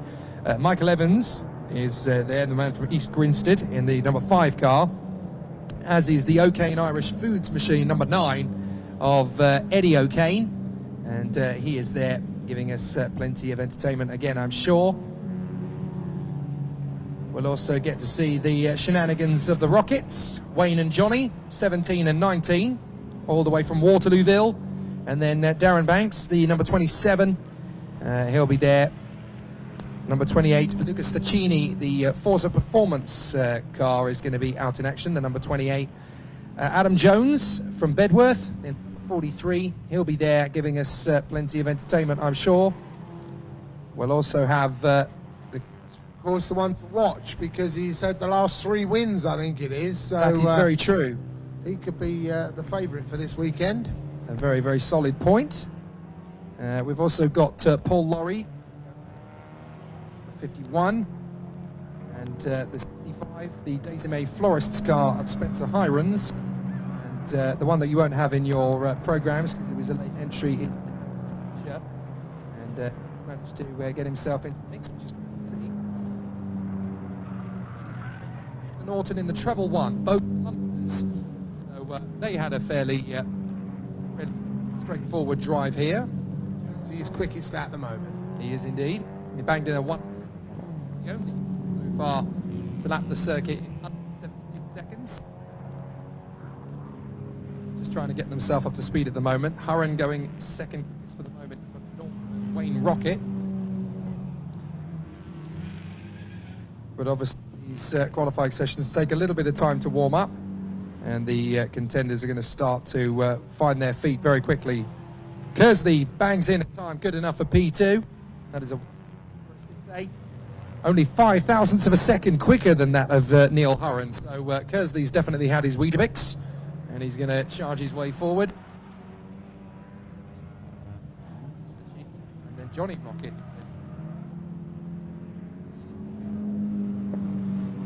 And then we have Laurie. Now the set the pace, and then we have Hirons there in 14th. It's a very solid start to proceedings then for the competitors in the. For all those of you who are watching, you've got plenty of racing to come. Just a little schedule if you've only just tuned in. It says there quite clearly that it's a 3:05 start for the Junior Saloon Car Championship. Close to that as humanly possible. We had a red flag earlier on in the day for the opening British Truck Racing Championship event of the weekend.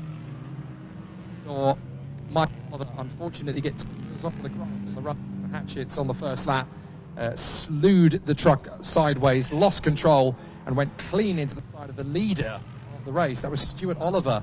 So, of all the people that Michael Oliver could have hit, why did it have to be Stuart Oliver? Oh, the fates and racing gods were not with him on that moment. Unfortunately, the two that got tagged in and essentially pinned out of the race on that were Mark Taylor and Simon Reed, both trucks sustaining big damage on the way to Hatchett's hairpin. And all 4 trucks out of temporarily, at least, on the spot. Stuart Oliver was able to get going again from the pit lane after some work, and the proof wasn't able to take the start.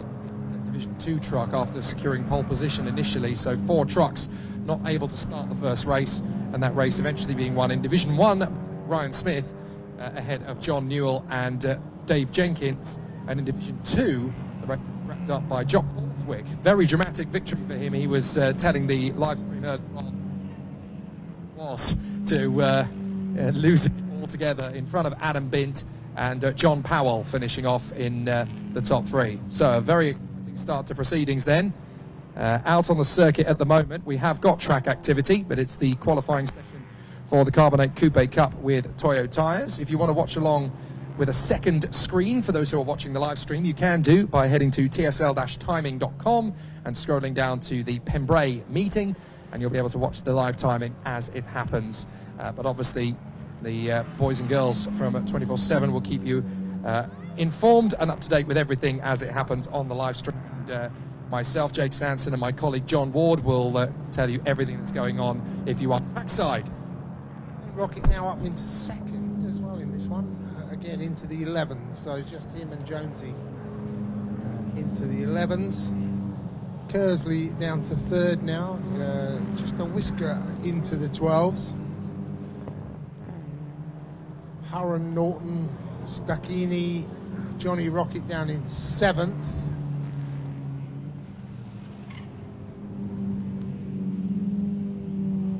And we know there's a good solid 500 or so people watching along on the stream. So a massive thank you to all those of you who are choosing to spend your Saturday morning with us and Saturday afternoon with us, wherever you're watching around the world. We know we don't just have viewers in the United Kingdom. We know that there's far and wide approval for the British motor racing scene. If you want more information on it, then you can head to the website, barc.net, and you'll get plenty of information as to all of the remaining motorsport events in the BARC calendar. There's plenty to come, of course, as we keep up to date with the Carbonate Coupe Cup on track, but there's plenty more weekends left in the season. It'll be an interesting end to the 2022 campaign. Next week, of course, there is the BARC meeting at Alton Park, my local circuit, which is just down the road from the city of Chester.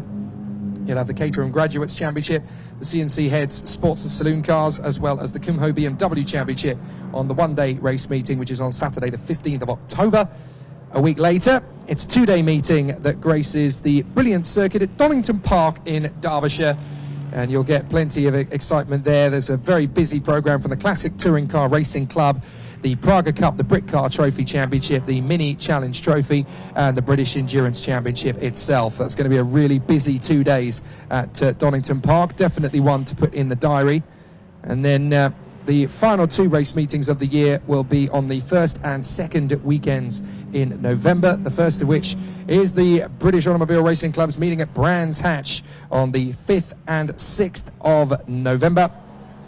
And that is a very important one to keep an eye on, folks, because that is going to be the season finale for the British Truck Racing Championship, with partnership with the Legends Cars National Championship, the Pickup Truck Racing Championship as well, and the Mini Challenge Trophy. So it really is going to be a fast and furious race meeting. That's on the Brands Hatch Indy Circuit. And then a week later, you can go back there again for November the 12th and 13th, as the Classic Touring Car Racing Club will finish off its season of motor racing activity with everything from the pre-66 touring cars, the Laser Tools pre-93s, the Burton Power Blue Ovals, the Classic and Historics, the Jag Components Jaguar Championship, as well as the Junior Saloon Car Championship, and the cars that are out on the circuit at this exact moment, the Carbonate Coupe Cup with Toyo tyres. As I pointed out, all of the details for those meetings are on the website, BARC or BARC.net. put the dates in the diary, and of course you can stay tuned with the British Automobile Racing Club for all the meetings that will take place in 2023. Do go along if you get the opportunity as well in January to the Autosport show, because BARC will no doubt, as they always are, be in attendance, and that could well be the first chance you get to see the motor racing calendar for the 2020 season open up. And for those who are watching the racing along thinking, I really want to get involved in this, well, you'll have an opportunity via the website, barc.net, all of the details for the individual classes and how to actually compete in the championship as a driver, depending on whichever championship class it is that you choose. All the details and all the information for starting and going racing yourself can all be found on the website for the British Automobile Racing Club. So go on, there's your top of your Christmas list. Get yourself a British Automobile Racing Club membership. And then obviously going into 2023, it could be you that's on the starting grid rather than watching others do the same job. So just a quick roundup of the Carbonate Hyundai Coupe Cup. No major changes to the race order. Into the pits has come the number 87 car. That is Neil Hurren, who clearly feels that there's not much left to do with his car. And he has gone fourth quickest in the qualifying session, has not improved on his 1 minute 12.073 lap time. So it is still Adam Jones, who is pole position at the moment on a 1:11.506. Doesn't look like anybody's really setting massive purple sectors or personal best. 5. I do. He has just gone 6th fastest in the number 28 car with a best time of 1:12.727. So that is Lucas Dacini, who has managed to move up into P6. So interesting start to the weekend. The Carbonate Cup, called Hyundai Coupes. I can't say I've driven one of these, but I've certainly been driven around the circuit in one. It's by Dan Blake, who used to race in this championship and is now a trainee official. He's one of the trainee clerks here this weekend, so he's in all,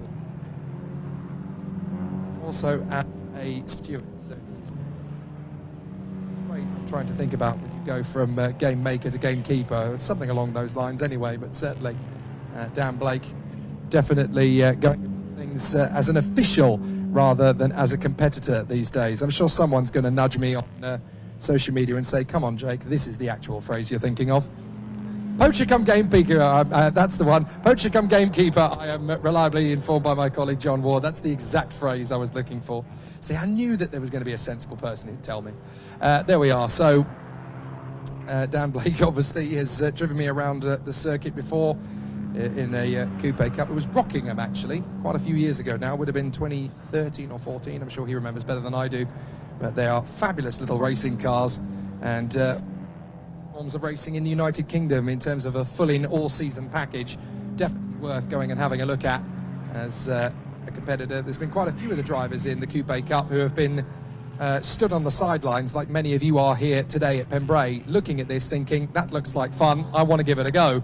And a lot of them have turned from spectator to race driver. So 1 minute to go in this qualifying session. No major changes up front for Adam Jones or Wayne Rocket. They are still looking to be on the front row of the starting grid in front of Alan Kersley, the number 1 machine. We've got a very slow-moving car on the main straight. Didn't quite make out who that was. Alex Kersley, I should say. Apologise, Alex. Never mind, the beers are on me. And here we are ahead of our first race of 3 this weekend in the Junior Saloon Car Championships. And I'm with the dominant force this year, Harry Hickton. Harry, an incredible start to your year, 6 wins in the first Southern. Then it went a little bit flat, and that's probably been a bit harsh, but 2 wins at Anglesey, back on top form, still top of the championship, having a great year, mate. Yes, it's been really good this year. Obviously, started the year with a good, strong couple of weekends, lots of wins, and on the pace instantly. And then had a bit of a period in the middle of the year of no wins, but yeah, I mean, consistently at the top, just collecting the points, keeping the lead at consistent gap at the top. So yeah, it's not been too bad, and got back on top at Anglesey, which felt nice. But those wins at the start of the season meant you could have that gap, those 6 or 7 races away. You didn't even need to, and as long as you were finishing, you were still maintaining that gap. Yeah, I mean, we did a bit of testing before the end, and that really got me going when the season started. And then it allowed me to give me a bit of leeway for the couple of mistakes and unfortunate weekends we had throughout the year. But yeah, I mean, it's just the hard work we put into it, and it's all paying off. 53-point lead in the championship. I'm going to say only qualified 5th for the first race today. How did qualifying go? How much do you enjoy Pembrey? Yeah, it's a brilliant track to drive. It's so quick. It's like, it's just brilliant. Like putting the rear end out, just skidding it around corners. It's brilliant. Yeah, it's lots of fun. It's close at the top. Just little things here and there that make the gap in qualifying. But yeah, it's really close, and the racing should be really good. Now, practice yesterday was a little bit wet, but an almighty 17 miles an hour. We had a little dink down here, didn't we? What happened? I just lost it in the last corner. We all make mistakes, overcorrected it, and then tapped the wall a little bit. It's fine, it happens. Just a tap is fine. Now, your closest competitor, Max Hall, we're going to go and speak to in a second. 53 points behind, but he is on pole for our first race, and with double points at Brands Hatch, this championship, it is still open. I mean, yeah, it is still open. It can go anyway, but I think I just got to keep my nose clean, finish these races, 5th, 4th or above, anywhere like that, and I should be okay. So I just got to keep my nose out of trouble. It's going to be a brilliant weekend. Good luck to you, Harry. Let's go and speak to his closest competitor in the championship. And here we are straight away with Max Hall, second in the championship, 53-point deficit, but on pole today, exactly when you needed it, and your first ever pole as well. How was the lap? Yeah, it was a really good lap, really consistent. I think I got a triple pole as well. So yeah, just tried to keep it consistent. Yeah, really excited for the racing. Was what you've got to do this weekend is put the pressure on Harry. That's exactly what you've done at the start, isn't it? The season so far, 4 wins. Other than that, I think of the 19 races, you've only been outside the top 4 like 3 times. Incredibly consistent in your rookie season as well. Yeah, just trying to keep it consistent as I can for the championship. As long as I do that, I'll be always within a shot of it. And at the moment, clearly leading the rookie championship. 53 points to Harry. That's a big gap. That's equivalent to like 2 wins. You really need something to go wrong for Harry, maybe, but all you've got to do is put the pressure on, yeah? As long as I get a couple of points back this weekend, anything can happen at double points Brands. Yeah. Brands is going to be an amazing weekend. Your car's up on the stilts at the moment. Is all okay, or what happened with it? It's all right, just checking it over to make sure it's all right for the racing. All right, brilliant. And tell us about your lap this morning. Absolutely fantastic lap to put you on the front of the grid. What is your aim going into corner number 1? Just try and keep my lead as best as I can, try and get a good run off the line. And he's going to be chasing you very, very hard behind. You know he's a good driver. How do you keep him behind you? Just got to keep consistent without making any mistakes. All right, brilliant. Mate, congratulations on your first pole. We cannot wait for this weekend's racing. Good luck. Yeah, thank you. I can't wait either. Right, let's go. Junior Saloon Car Racing's 3 races this weekend. First one coming up. Over to you, Dave. For Ryan Smith against 281 for Stuart Oliver. Dave Jenkins on 276, so closing the gap a little bit on Oliver. Then John Newell on 255, having got the fastest lap as well, so well done to John. Simon Reed, Mark Taylor and Craig Reed never scored, as did Michael Oliver, sorry. Steve Powell on 187. Just 1 point behind Michael Oliver. So no change really in the order, but Ricky Collett and Brad Smith. Brad Smith in Division 2 this weekend, but has driven Division 1 over the course of the year. He on 128. Ricky Collett on 172. Then Faulkner on 90 and Simon Cole on 24. Not with us as far as Division 2 is concerned. Well, of course, championship leader Luke Garrett didn't score, so he remains on 333. But Brad Smith, now putting 12 points in the bank, moves up to 321. So that's getting closer, that gap there. Jack Borthwick with the victory on 309 and the fastest lap as well, going the way of Jack in Division 2. Jock, sorry. So congratulations there. 281, John Powell next up. Then it will be 249. And that is for Craig Evans. John Bowler on 254, Adam Bint on 239.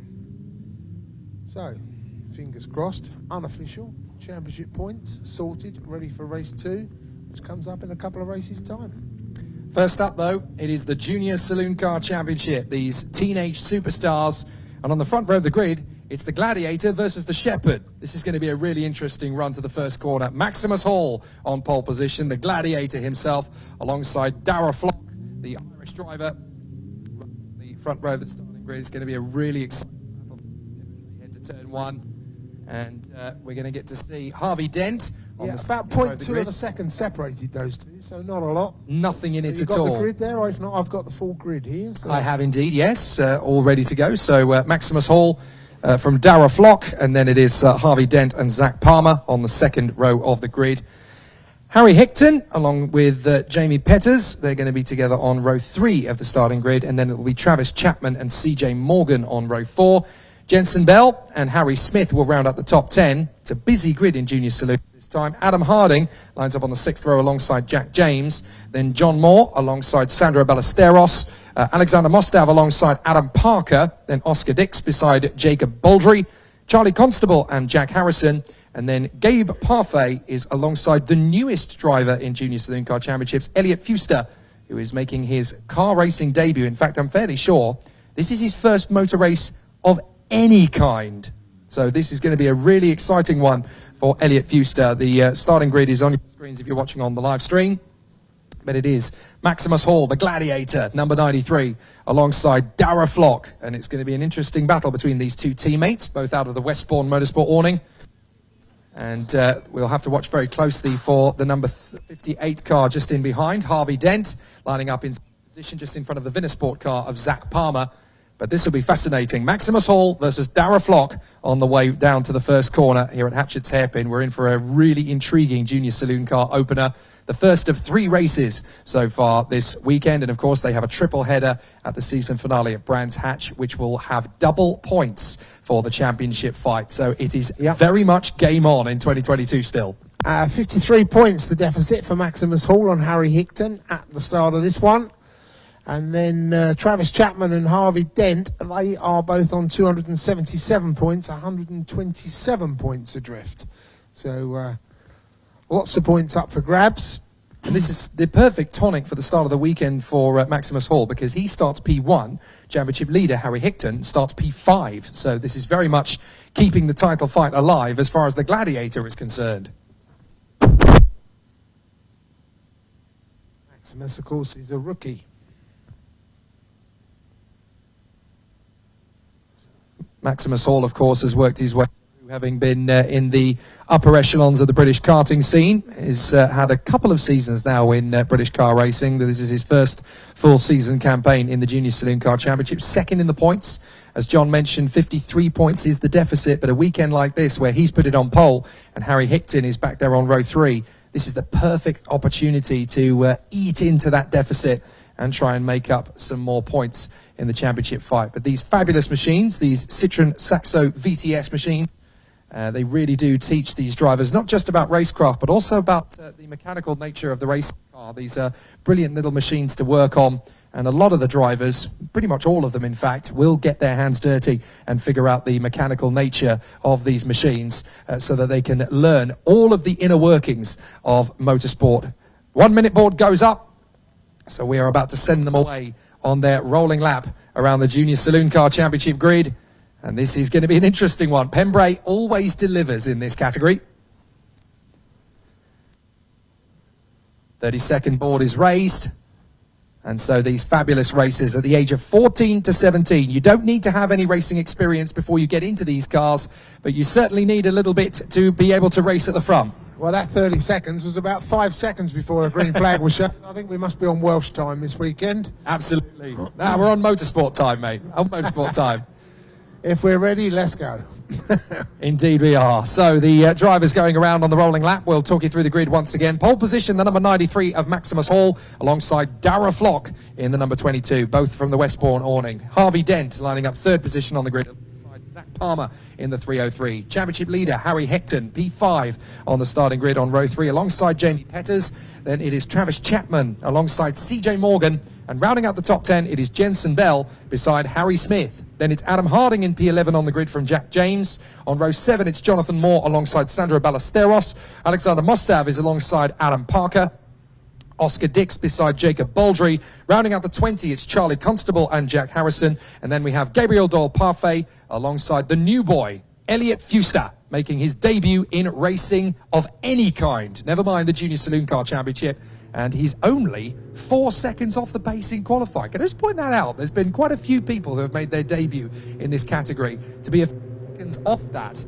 So the fact that this is his first ever motorsport event and he's only 4 seconds off pole position. Have a watch of Elliot Fuster in the next few months, because that boy is on a rapid rate of development.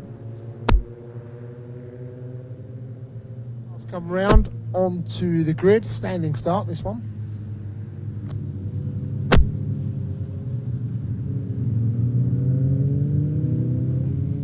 Lead car.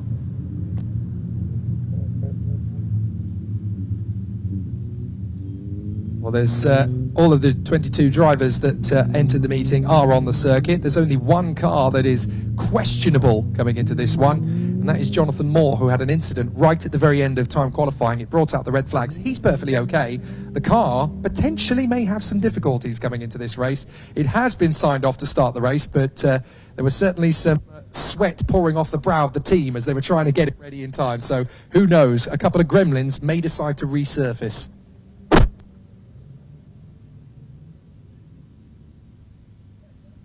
Okay, just forming up the grid then. Last of the cars coming to a halt, just coming through Honda. Marshals are clear of the track. We just wait for that last car down there to come to a halt, and that is now.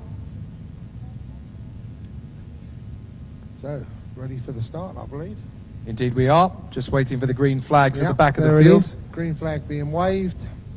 5 second board being shown. Who's it going to be then, Jake, as they go down to Hatchets for the first time? Will it be Hall? Will it be Flock? Will it be Dent or Palmer making the move? Oh, it's a good start from Flock, but a better start from Dent, I think.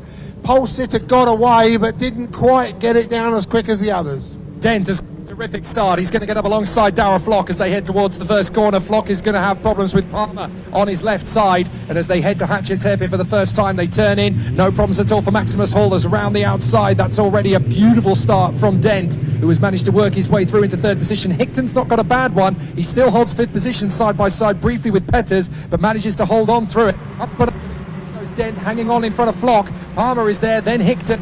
So as they run through the top 5, very closely matched. Only Dent really shaking up the order in the top 5. Everybody else has got through much cleaner than the trucks. A very positive start for the junior saloons as they work their way through up to the far side of the course, and it already looked pretty neat and tidy as they run up towards get through and up towards Brooklands. Yeah, I think that's look at the lead. Flock's gone back through again, hasn't he? I think he was giving Dent a little bit of help along through Debeni, giving him a little push. Is that Palmer trying to come around the outside of Dent? I think it is. The white car. Yes, it is. That's Zach Palmer trying to break through on the inside line there and decided to bail out of it. So Hall's gone. Flock position, so he's not quite made the move he wanted. Harry Hickton's going to try and make a bid for him though. Go down the main straight. Hickton tries right, no way through, tries left. That's where Flock is going on Palmer. But Maximus Hall is already long gone out in front. He's got himself a good 8-9 car lengths. Yeah, 1.9 seconds the official verdict on that one. Indeed it is. Now round the outside of Palmer, Flock has definitely got himself a weight there. He's going to hold it round the outside and into Dibney. He'll get through into third place. Lovely from Darragh Flock. That was really good car control. And managed to nip it on the inside line. Palmer trying to squeeze back on the inside. No room. Centre S's then, and then the run down towards Brooklands. That gap, if anything, increasing at the front. But look at the man in second place now, also breaking away. They're still fighting with each other. The next 5 cars in there in that little gaggle. So they come through Brooklands and down the Speedway straight. Expect some more changes as they come back through Honda and across the stripe for the completion of number 2. But no doubt on at the front, it was 1.99 seconds the previous lap. What's it going to be this time? Over the stripe he goes. Here comes the rest of the pack running onto the grass. It is, and corner, no at all, and I don't think he's going to be... 2.4 seconds the advantage at the front. Hall, Dent, Palmer, Pettis, Hickton, Morgan, Smith, Chapman and Bell the top at the stripe. Tell you what, good defence from Petters, because I would have thought that Hickton and Morgan would have made mincemeat of him through hatchets. Well covered there by Petters, and now round the outside Smith is trying to take on Morgan in the field. They're going to go side by side through the left. That's brave. Both drivers making very neat work of that way. Centre Essex. Really nicely handled from both drivers. They gave each other plenty of room. So I tell you what, the racecraft really is very strong in this 2022 field. They're still side by side, but they're still leaving each other plenty of room. And Morgan manages to get through on the inside of Smith. Fourth in the championship at the start of this one. Starts to close in a little bit, I think, now. Race leader. And let's have a little look, just to prove me wrong. They go across the stripe. The rest of the pack now comes streaming through. That was, he was down in 10th position. And that's enough for Bell to sneak through, so Bell gets his move out of the final turn. He was very calm, collected. He now gets the move on the inside of Chapman. Chapman trying to come back at him round the outside of Hatchets, but Jensen Bell has the move completely clean. Top three into the 110s, and that is Hall, Dent and Flock. That gap now 2.3 seconds. So down a little whisker.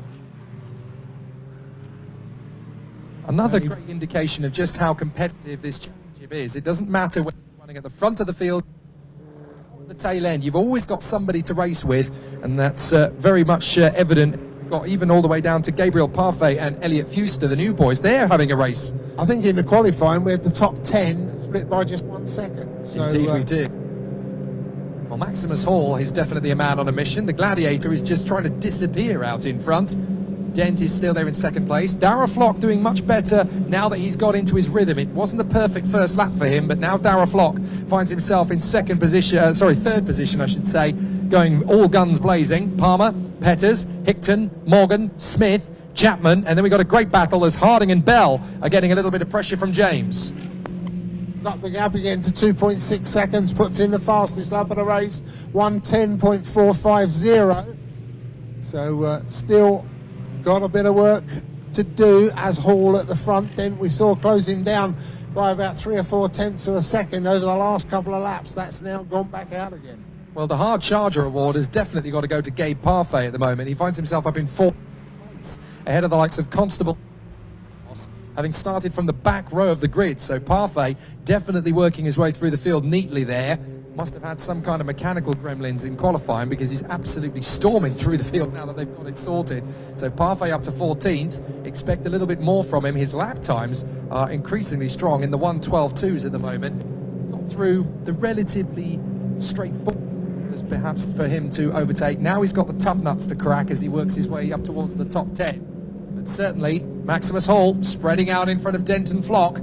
And then it is Palmer from Petters and Hickton. Hickton is going to be having a real headache here down in P6. This is not where he wanted to be, with his main championship opponent in the lead of the race. Bell there down in 11th position. He lost out the place. He was 10th, lost out to Harding last time through. Bit squirrely out of Honda. We have got a juicy little battle building here on the outskirts of the top 6, because we've got Hickton under pressure from Morgan and Smith. They're both a little bit of heat to the championship leader now. Right, well, those 5 have managed to deal with him. We can as well. So they're really going at it in the hope that they can put him under some pressure in the Centre S's complex. They go through the right, and Hickton under big pressure from Morgan. Morgan is definitely getting hungry here. And I've got a feeling that it's not going to be too long before Morgan finds the opportunity. Side of the championship leader, Harry Hickton. Well, we've got a lot of green lights coming up on the screen. The best's coming in, so that means the gaps down there are closing up a little bit as the leader goes through to complete lap number 6, and that advantage this time will be 3.13 seconds. This is great news for Maximus Hall. There's seconds clear of Harvey Dent, and as far as the championship battle is concerned, this is great news as well, because Harry Hickton down in P6, who has a 53-point advantage, is certainly not going to end race 1 with that kind of gap anymore, because that's going to be a big dent for Maximus Hall and Harvey Dent to carve into it. So very good work from them so far. Solid effort from Darragh Flock. He's keeping Zach Palmer honest. And then, of course, Petters is still there in 5th position, Jamie Petters. Harry Hickton. Palmer 0.3 of a second quicker than Flock that last lap through, so that challenge has not died yet. No, it certainly hasn't. Petters, however, is losing a little bit of ground. This is going to cause a bit of an issue for Hickton, but it's also going to be an open invitation for CJ, because Morgan's going to feel like there's an opportunity here. If Hickton gets boxed in, he may decide to have a run up towards Hatchet. Want to make it nice and clean through Honda. No problems for the top 3 as they go through. A little bit of a slide wide from Flock. Is that? No, he's all right. He's held that. But as these 4 come through, 3rd. Palmer is up to 3rd. No, sorry, 4th. That is still 4th place for Zach Palmer. But Just up to Miss Hall, obviously, he's so far in front. Yes, indeed. Well, up to Hatchets. And Petters is now under pressure from Hickton. Hickton has suddenly realised, I've got 2 on my 6. I really need to get on with this now. And he's going to try and find his way past Petters before Morgan and Smith do the damage down to P8. So Hickton is getting on with this. Then 0.3 of a second quicker than the race leader last time through. That's why that gap's come down just a little bit again.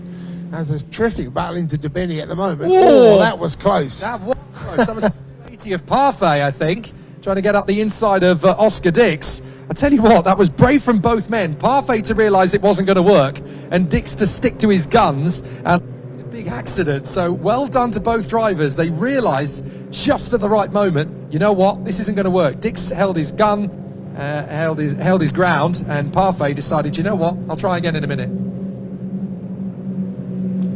So they run down to the Honda corner once again. This is that same battle for 6 now. And that's it. Hickton through on Petters. Yes, it is. Hickton's got past Petters. Petters won't let it lie. So he's going to try and take him on down to Hatchets once again. Petters will go the long way round. That's where Hickton will send him. So Petters goes left. Hickton tries to hold the inside. If Petters can be wise here, he can be slow in and fast out. He is, but he goes exactly where Hickton is. So that doesn't give him the run off the turn he wanted.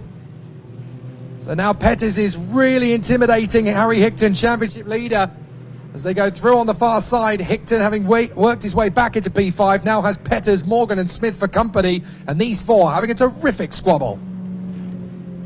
Looking down the left, looking down the right into the centre S's, no advantage yet, but look at him, he's riding on the back bumper of that car in front.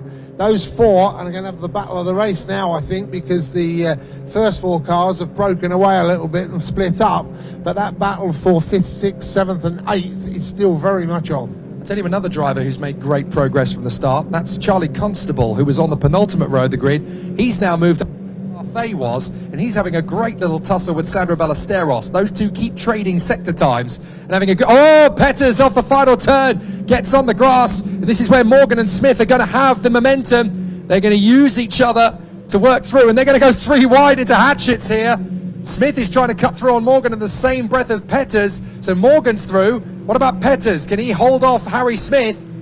Petters trying to go the long way round. Smith commits to the inside line at Spitfires. Petters is still there. Great racing between these 2, and Petters hangs through Dibney. And I think Petters is going to just about hang on, but Harry Smith will continue right round the outside. They have been side by side now since the start of the lap. Back on the outside again. As they go down through the centre S's and through that right-hander, Petters surely going to lose Smith has out. got him. Smith got Petters. Yeah. Well, they were side by side for about 1.3 miles there, nearly. He's gone down, what, 3 places in about a lap and a half? Indeed. So he's got to fight back from there. This is the difficulty. Once you lose one place, you've got that momentum. You've got to try and pick it up. And trying to get that momentum back again, you start to make that little mistake here and there. Touch of the brakes too early here. Just a little bit of an overcorrection on the steering there. And it's easy to turn one mistake into a difficult lap. And that's what's happened to Petters. Hickton's got through. Morgan's got through. Smith's got through. But it's not game over yet. Big lock-up from Hickton. Now that he's got clear track in front of him, he wants to get after Palmer to try and move up into the top 4. A bit of a mistake from Morgan coming off the hairpin. This is going to be the chance for Smith. Thank you very much. Smith gets through, and Petters gets through as well. All it takes is one misshift, and that's Smith through and Peters through, though Peters has hit the grass. So this is going to be Morgan's chance to get back on the inside line and retake the place. Brilliant racing in the Junior Saloons. All the way through, it's just been action aplenty.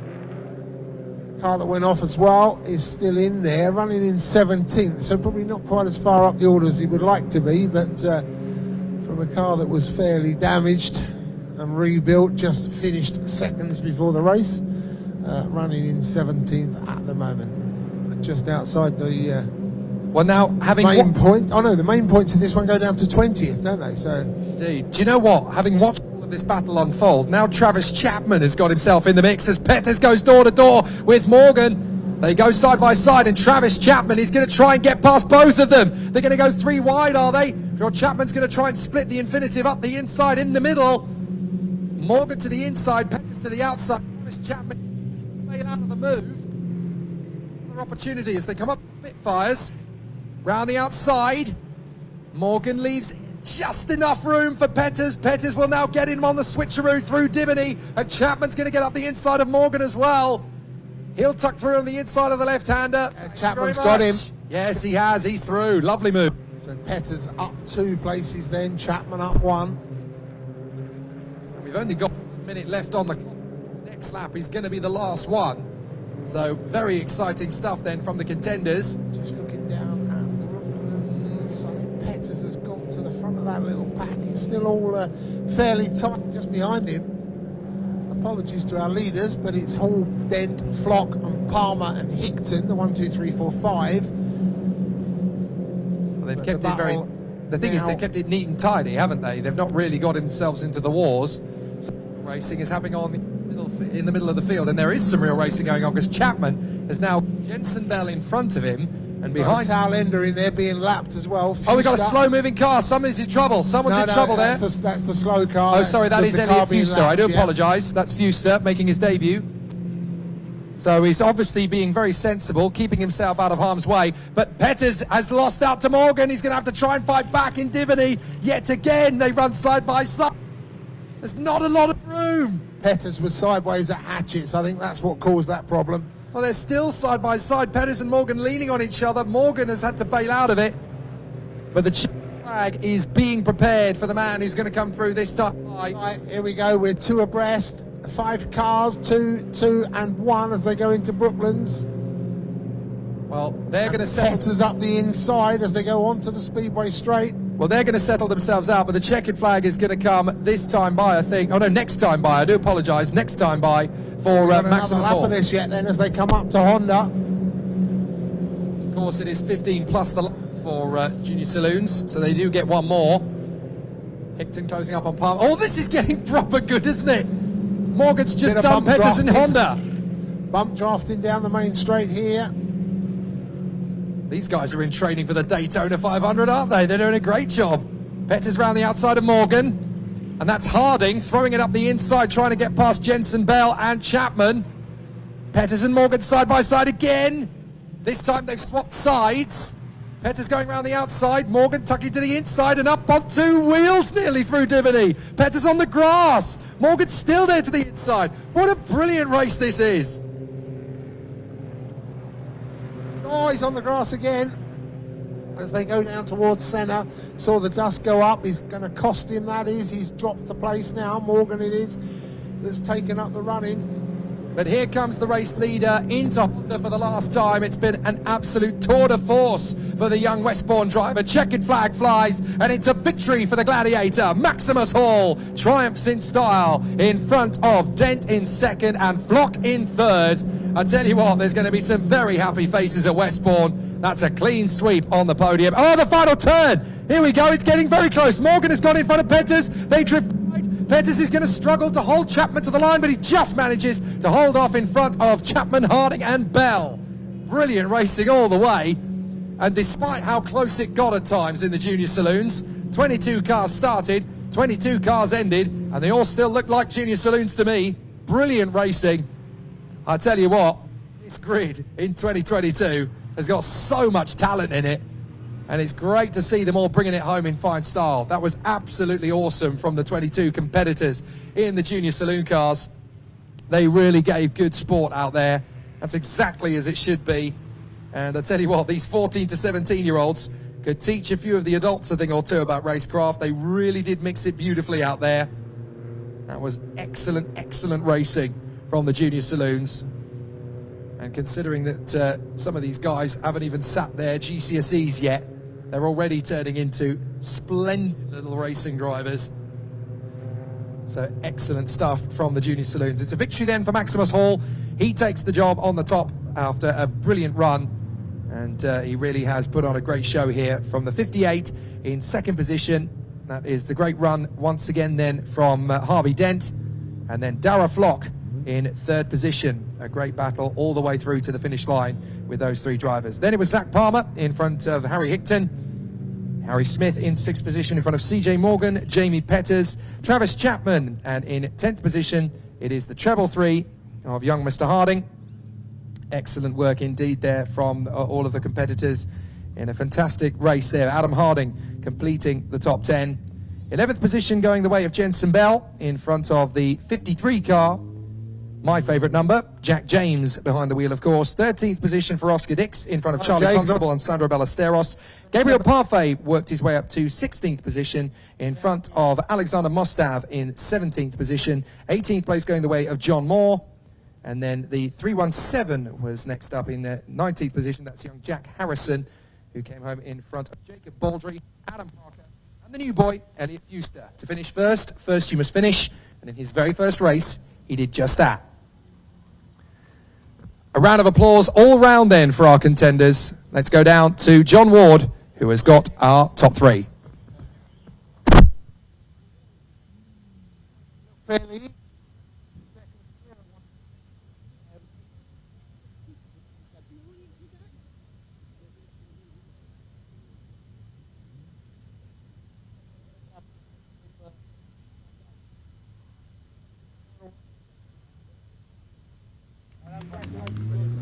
Thank you very much. Right, let's go and speak to our third place finisher, Dara Flock. Had a great time in Anglesey a couple of weeks ago. Got the win you were absolutely desperate for. Followed up with another podium, having a great time at the moment. Yeah, it's brilliant. I'm really happy about the result here. I messed up the start. I missed second gear, but from there, when I was battling with Zach, I lost out to Max and Harvey, and then I just couldn't catch them. They all had so close pace. It seemed as soon as you guys at the front got away, nobody was going to catch you. You sort of like a race of your own out in front there. Yeah, we're kind of by ourselves after like the second lap and just doing our own laps really. Yeah. Second in qualifying, third in your first race. Great start to your weekend. Happy with that? Yeah, I'm really happy with that. Cool. And, one more race today. No, 2 races tomorrow, isn't it? Yeah, it's 2 races tomorrow, and yeah. Fantastic. Best of luck. Well done, mate. Yeah, thanks. Cheers, buddy. Well done, Dara. Let's go and speak to your winner, Max Hall. We had a chat earlier. Max, come on in. Got out in front, stayed out in front. That's what you wanted to do, wasn't it? Yeah, just a perfect race, really. But just pulled a bit of a gap at the start and kept it to the end, kept it consistent, and ended with a P1. So yeah, happy with that. Just kept it clean, didn't you? That was the most important thing. Yeah, just kept it clean, trying not to do any track limits. So yeah, it's good. And in terms of the championship, very exciting. Harry finishing in 5th place. That's what you needed to happen. Sort of clawing the points back in. Yeah, it's looking good for Brands. It's looking good for Brands. It is. It's double points at Brands, but 2 more races tomorrow. More points up for grabs as well. What do you do tonight? Probably nothing really. Just preparing for tomorrow. Chill out. Look after the car. We'll see you tomorrow, mate. Well done. Yeah, thank you. Cheers, Max. Well done, buddy. And Harvey, have a quick chat with Harvey. Well done, mate. 2nd place. Great start to your weekend. Yeah, really happy with that. It was a bit of a tough start. I had quite a big slide at the top corner, and I had people either side of me, dropped down to 4th, but made my way back up at 2nd, and I just couldn't keep up. I could keep with Max, but I couldn't gain on him. He was just such a fast and consistent driver. So yeah. There was, like I said to the guys over there, as soon as you guys got out in front, there was a battle behind you. It was a brilliant race behind you, but you guys were sort of moved away from it quite comfortably. Yeah, Max is a great benchmark to have, and I was just using him as a reference throughout the lap. And at some corners I'd gain on him, some he'd gain on me. But overall, really happy. Pulled a gap, and we managed to keep it. And most importantly, kept the car clean and tidy, nothing to do overnight, just sort of straight back into tomorrow morning? Straight back into tomorrow, and hopefully we can go one position higher. Well, fantastic, mate. Well done. Good luck. Thank you very much. Cheers, buddy. That's it for our first race in the Junior Saloon cars. We've got one more race coming up next, or several today, but your next race is the MG Owners Club Championship. Several classes in that. So before we go racing once again, back to your commentary team upstairs here at Pembrey.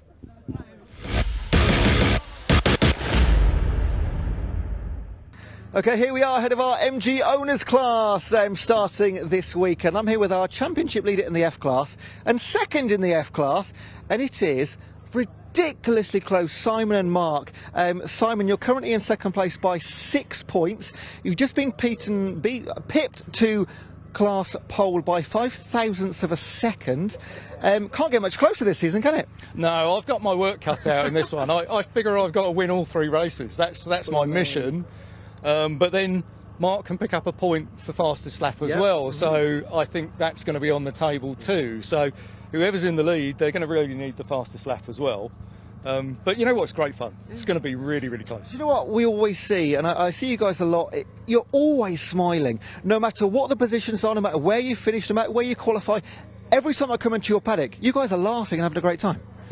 Look, I mean, you've got to have a great time, right? I mean, for us, this is our hobby. You know, we're not professional, but, you know, we're here to enjoy ourselves and have fun. And, you know, especially in the F class, you know, we've got a great bunch of people, and we you know, love going racing. And, you know, we like to win, but if you have a good scrap and come second, then, you know, that's a great day. Simon, 5 times champion, Mark 4 times champion. I mean, it's his turn, isn't it? It is, but I'm not going to give it away lightly. I've also got my teammate Stuart in the White Tiger or the Stripy Donkey. He might come through and steal some points all round. So who knows? Look, at the end of the day, we've had a good season. We have a great race every race. It's really close and but really fair, and that's what you want out of a hobby, isn't it? Just finally, Mark, tell us a little bit about Pembrey. You must enjoy it. I've historically, for the last, well, what's this, 3rd year in a row we've been here. For the last 2 years, I've been very lucky and come away with the wins. So I love it. The sun's shining. What more could you ask for? Guys, we cannot wait. It's an amazing weekend. You guys are topping off as well. So thank you so much. Good luck to both of you. Okay, let's go, MG Owners. To get out onto the circuit. And then straight after that, we will have the first of our 3 races this weekend for the Carbonate Coupe Cup with Toyo Tyres. It's going to be a really interesting challenge from them, having had their qualifying session just about 25 minutes ago. So all of the contenders gearing up, and it's the usual suspects up front. So we'll get to see some...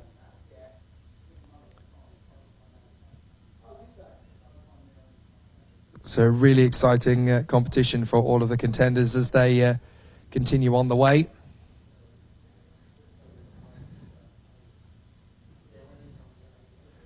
So there is the provisional starting grid. Well, there is the starting grid. Steve McDermott and Jack Woodcock from Lee Sullivan and Paul Buzzing. Phil Walker and Meninda Golhar from Mark Baker and Simon Kendrick. Then Alan Forster and Stuart Plotneck.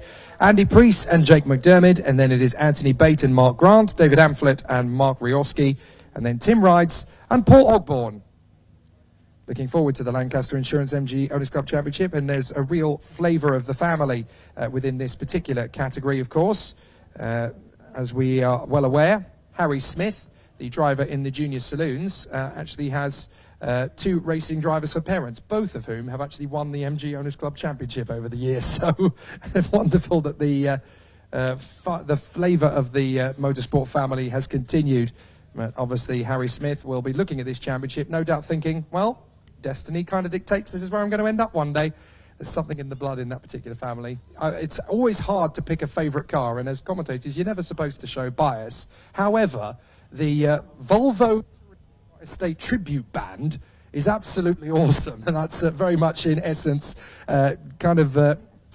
that's very much a tribute to the Volvo touring cars that were driven by Rickard Rydell and Jan Lammers, both of whom are very good friends of mine, I'm delighted to say. And I have to say, this MG Montego looks stunning, absolutely stunning. actually won the championship in 2006 as well. So it's not just a gimmick of a car, it's a proper thoroughbred racer. 16 years ago, it won this very championship. So it's no slouch of a machine, and wonderful to see it out there in full race trim once again. So for those who are British touring car nuts, that's very much the tribute band. It's not quite the full AC/DC. It's definitely firing on all cylinders, and that's going to be really, really cool to watch that run around the circuit. But as we mentioned, it's the usual suspects out there on the front end of the grid. Steve McDermott and Jack Woodcock from Lee Sullivan and Paul Buzzing. The 30-second board goes up, but as we all know, it's not quite going to be the full 30 seconds. There you go. The green flag comes immediately, and they'll go around for their formation lap. So once again, Steve McDermott and Jack Woodcock on the front row of the starting grid. Lee Sullivan and Paul Buzzing on the second row. Phil Walker and Melinda Golnar are on the third row. Then it is Mark Baker and Simon Kendrick. Alan Forster is there in ninth on the grid from Stuart Plotneck. Andy Priest and Jake McDermott. And then it is Anthony Bate, Mark Grant, David Amphlett, Mark Riorski, Tim Rides and Paul Ogborn. So all of the contenders going through, just warming up the tyres and brakes to the optimum temperature, because of course here at Pembrey in particular, you want to make sure that you've got yourself hot tyres and hot brakes. Otherwise, when you hit that brake pedal going into Hatchets, not a lot is going to happen. So you want to make sure that you've obviously got a car that will actually bite when you get on the brakes. Keep an eye on Alan Forster in the number 16, that Montego Estate British Touring Car Tribute Band. It'll be there in ninth on the starting grid, and always lovely to see the vintage MGB Roadsters out there, of course. 4 of those gorgeous machines taking to the grid, driven by David Amphlett, Mark Riorski, Tim Rides and Paul Ogborn, and they will race in their own particular category, of course, down at the tail end Charlie field.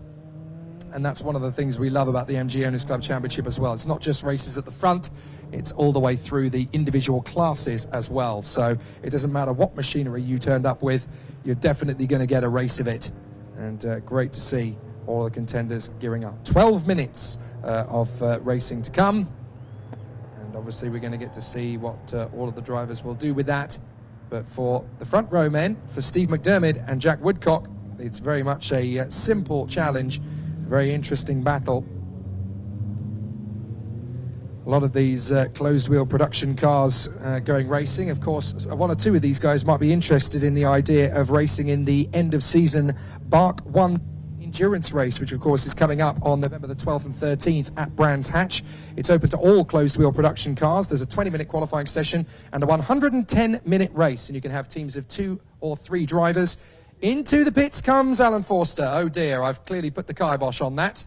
So not so much AC/DC, more a little bit ZZ Top, or more ZZ Flop, I should say, really, unfortunately, as that car now comes to a pit lane start, clearly not wanting any scratches on the way down to the first corner. And rightly so, it needs to look pristine on the way home as well as on the way round. So the cars are in position, ready for the start. Steve McDermott versus Jack Woodcock to the first hairpin at Hatchets, just waiting for the last couple of MGB Roadsters to get into their final grid positions. And then they will gung-ho down to the first turn. Hatchet's hairpin is going to be an interesting one once they go on the brakes, let's put it that way. There we go, green flag on the pit wall. 5-second board goes up, the lights will come on, and when they are extinguished, the Lancaster Insurance MG Owners Club Championship will begin here at Pembrey. Let's race in Wales. Here we go, and it's a good start from Steve McDermott. A little bit of wheel spin from Jack Woodcock. Nothing major, but a cracking start from Paul Buzzing. He's got into third position, so Buzzing has already made a better launch off the line than Lee Sullivan. But as they get down to the first corner, no problems at all for our leader to hold on the way through Hatchet's hairpin. Steve McDermott has got the lead. Buzzing had a good initial start, but he has lost ground again to Lee Sullivan. So it's as you were in the first 4 positions. No issues there. McDermott, Woodcock, Sullivan, Buzzing. So they go through. Oh, and a spin! A spin in the middle. That's a big problem for Simon Kendrick. So Simon Kendrick has lost his machine, got it back together again, and he will join in alongside Alan Forster. But he now drops to the very back of the field. That's very unfortunate for Simon Kendrick. He just got a little bit too trigger happy on the throttle through Dibony and lost the car. That's not going to be good for his championship effort. Oh, and somebody else ran the wrong way as well as they come out of the centre S's. can't identify the car. Black car with a white stripe down the side of it, but now heading off in the right direction. So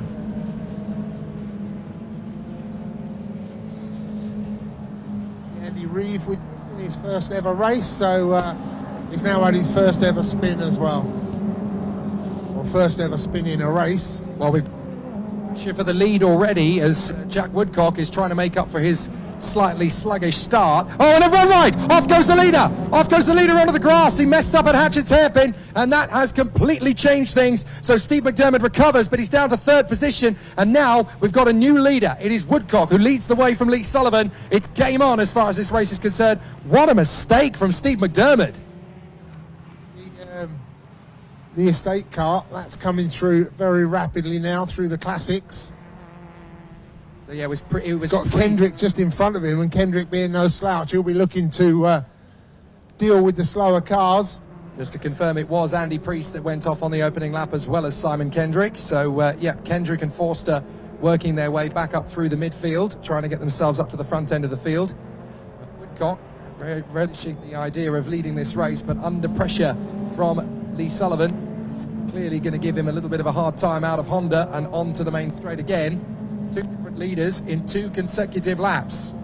Woodcock in front of Sullivan. McDermott is still there in third. And then we've got Buck with a little bit of coming in from the drivers just in behind. So already an interesting challenge, but Woodcock has held on to the lead for the moment in front of Sullivan and McDermott. So they get through without too much drama. McDermott still getting a little bit loose. The problem is now that he's made that mistake, he really wants to get himself back into the lead of the race, and the problem is mistakes breed mistakes, so he's got to be careful. Amphlett in front of Kendrick as well, and they're up at the sharp end of the championship points. So Amphlett leads Kendrick by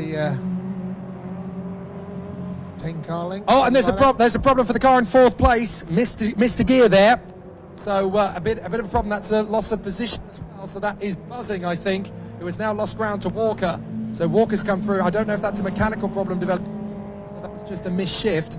But certainly buzzing is down to 5th position now behind Walker. And now he's got Meninda Golhar trying to close up and get through into 5th position. The car's come through, and yep, that's definitely buzzing now back down to P5. So, but oh, hang on, that's Golhar in 4th position. So that's Meninda Golhar has actually worked his way to 4th place. Great lap from Meninda Golhar. He started the lap in P6 and has now come through into P4. So Golhar is definitely on the move. We're going to take on Amphlett as they go down towards the hairpin this time.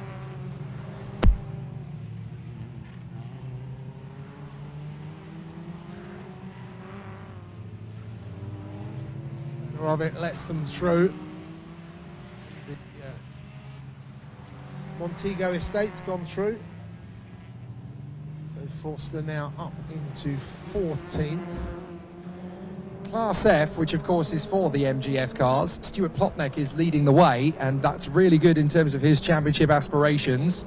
So Plotnick is running a very good race here after we saw Simon Kendrick spinning on the first lap. He is there in the top 3 still, but obviously he's got a lot of ground to make up. Check out Jack Woodcock, fastest lap on the race.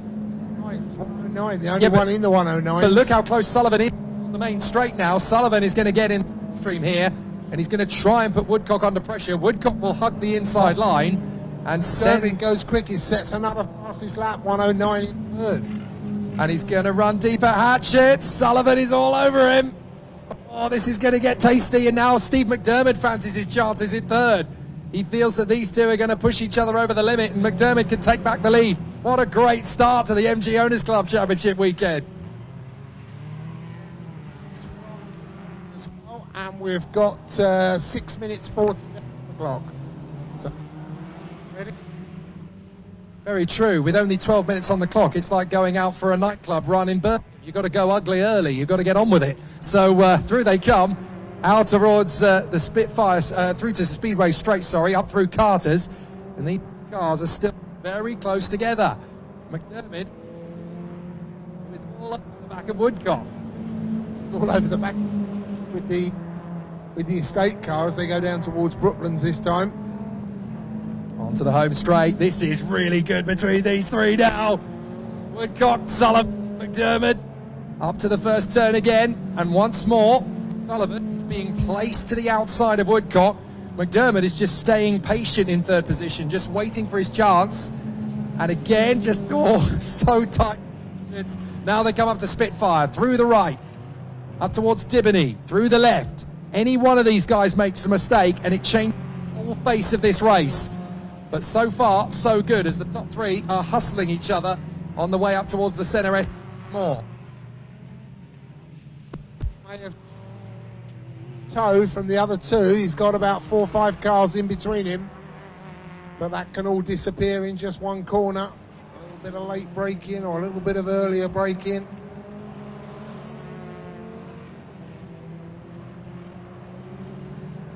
Woodcock will be looking for this victory. He'll be winning time away.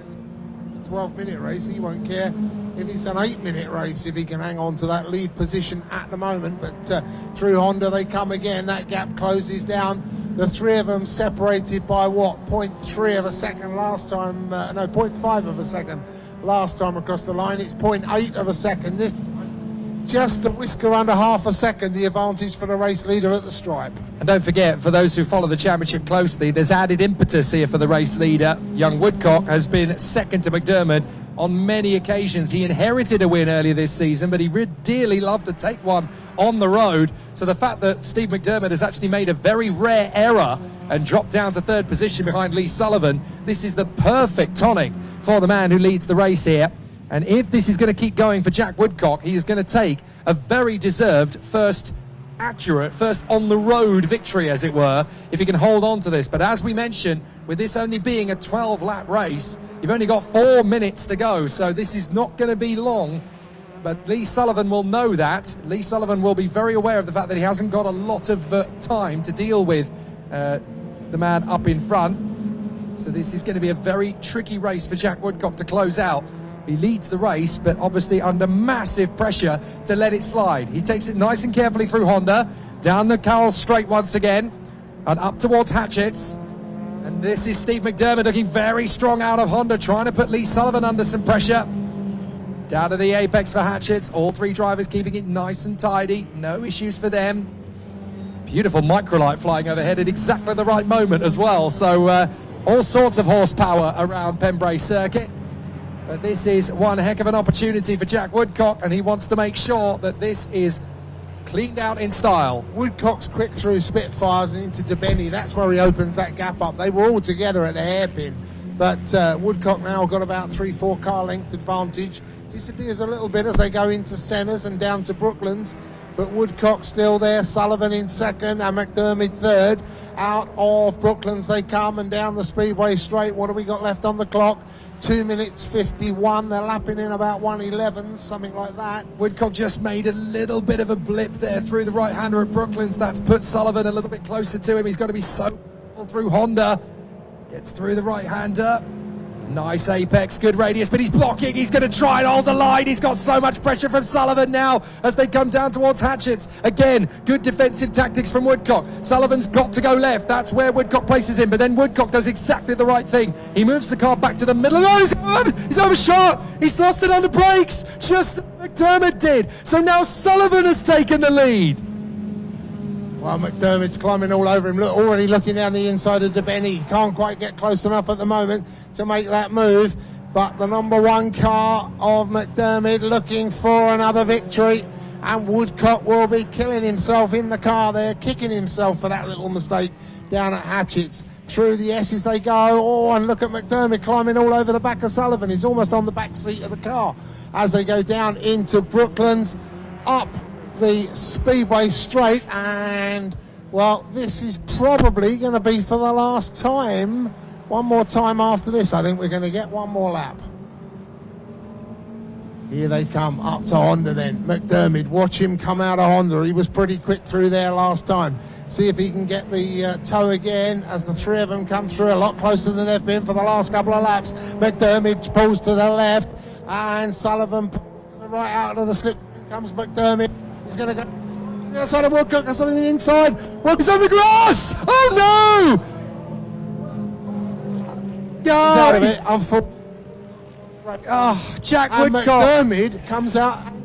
Yep, McDermott's taken the lead back away from Sullivan. I'm afraid Jack Woodcock were wider than his stomach there. He just got hungry and he realised too late he wasn't going to make the corner, got onto the inside grass, spun the car back around. He has now rejoined it in 6th position, but Jack Woodcock, I'm afraid, in car, the language is going to be absolutely obscene. Up to 3rd.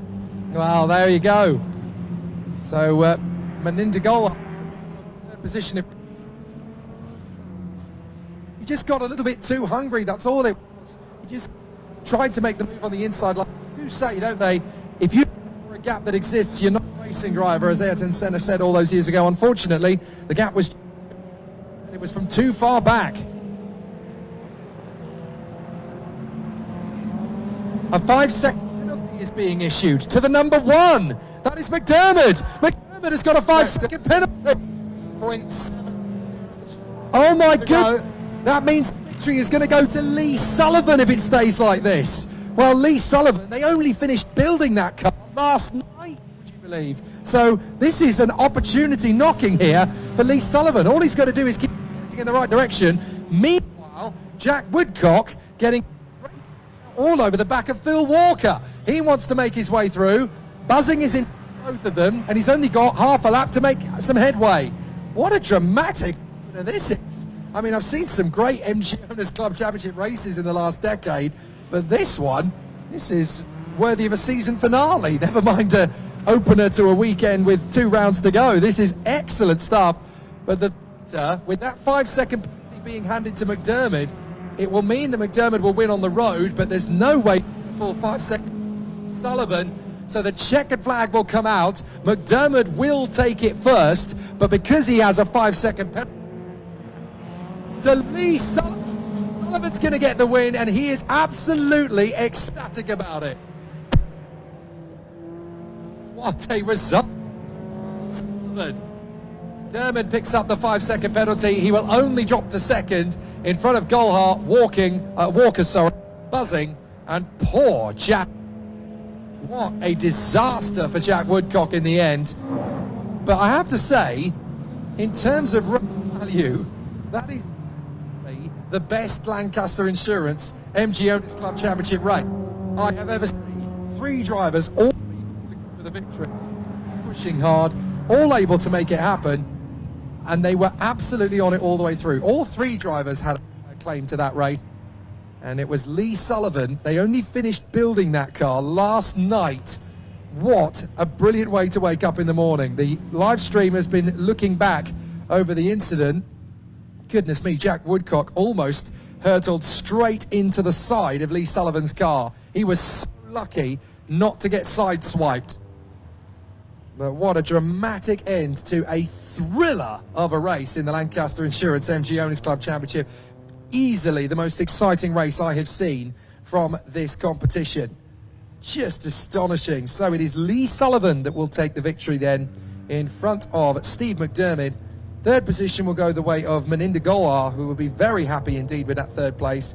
Then it is going to be Phil Walker in front of Paul Buzzing and a very unfortunate Jack Woodcock, who's lucky that he didn't hit anything on the way to the end of that race. Stuart Plotneck will take the win in the MGF category in front of the 53 car. That is, of course, belonging to Mark Baker. And after originally starting from the pit lane, a great charge forward from his opponents out there. 9th position going the way of Grant in front of the other McDermott. So obviously that is Mark Grant in front of Jake McDermott. And in 11th place, the Montego charged his way all the way back to 11th place. So Alan Forster did a good job there. Simon Kendrick able to come through for 12th position. Obviously, every other driver did finish the race. Bate in front of Amphlett, Priest, Riorski, Rides and Ogborn. So a win in class for the 14th place finisher, David Amphlett. So a good run there in the MGB Roadster. But what a crazy race battle that was. John Ward is going to be down there for the PA speakers, and obviously our television crew will be down there for the live stream. But what a race!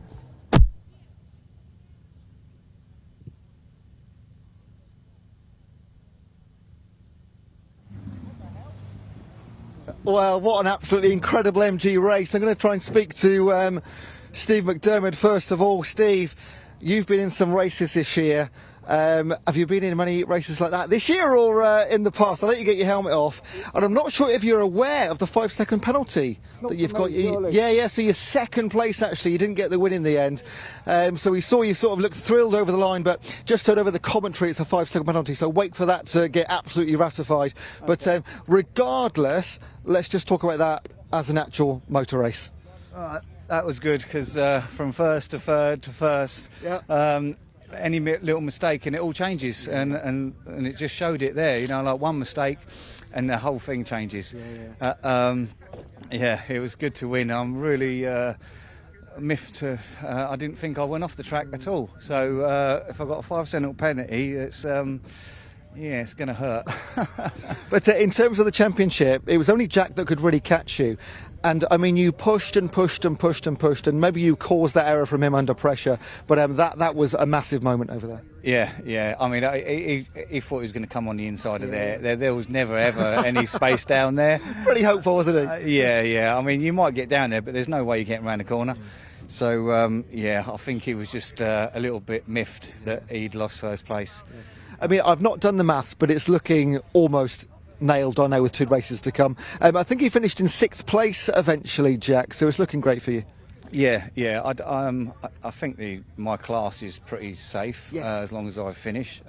The overall championship is with Dave Amphlett, which he hasn't got any real competition today, so he looks like he's going to have a clean sleep. So I have to do as well as that in these races to retain it. Steve, well done. Great championship, great race. 2 more races to come tomorrow. Go and find out about that 2 seconds as well, but well done today. Yeah, thanks a lot. Cheers. Mate. Thanks, buddy. Right, I'd love to speak to... let's speak to Mahinda because he's here. Because... we'll jump straight in. And then we'll try and get Simon Kendrick in the Tiger car.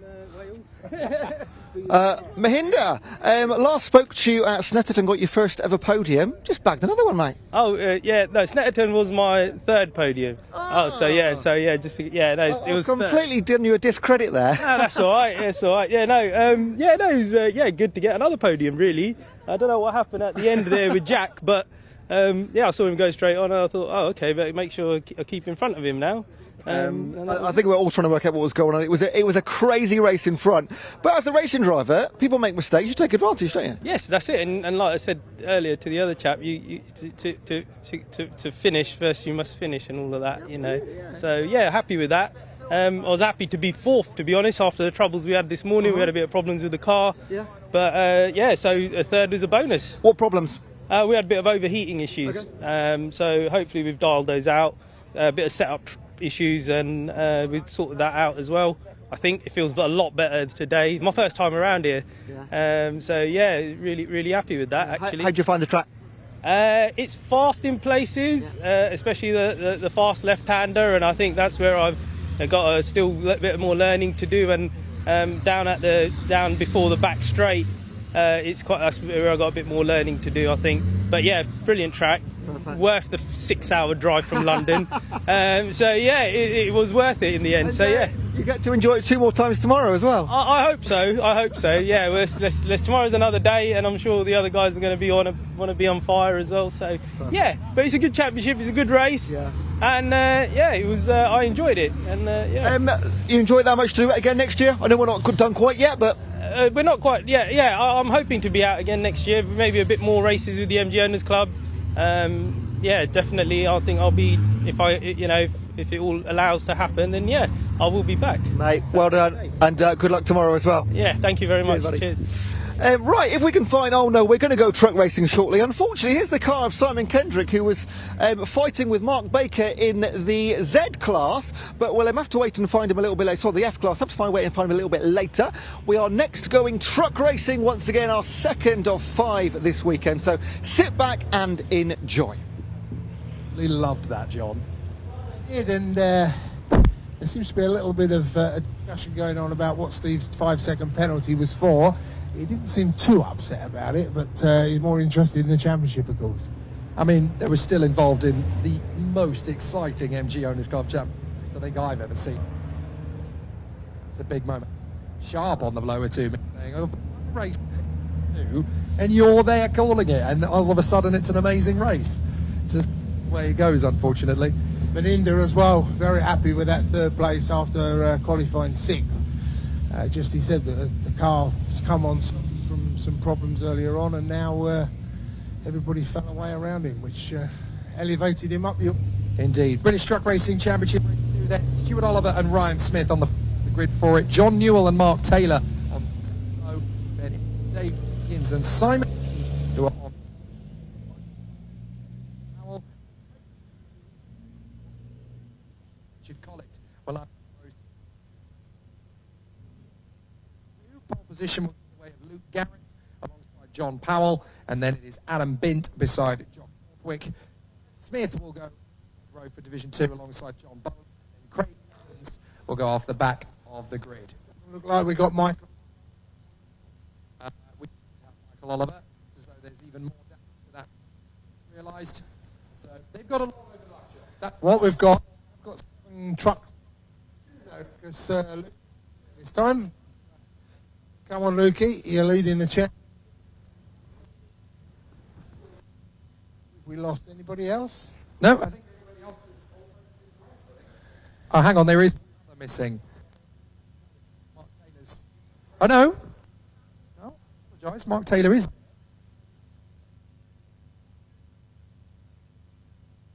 Simon... Craig Reed. Craig Reed is missing. Craig was the damaged one, I think.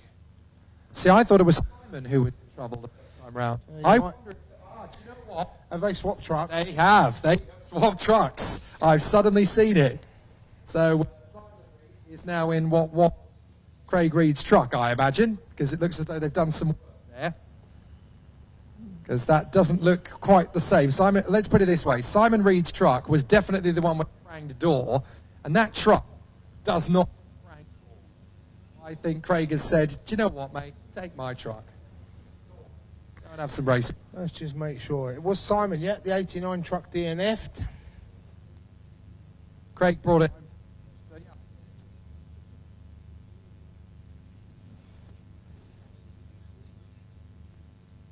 Craig start.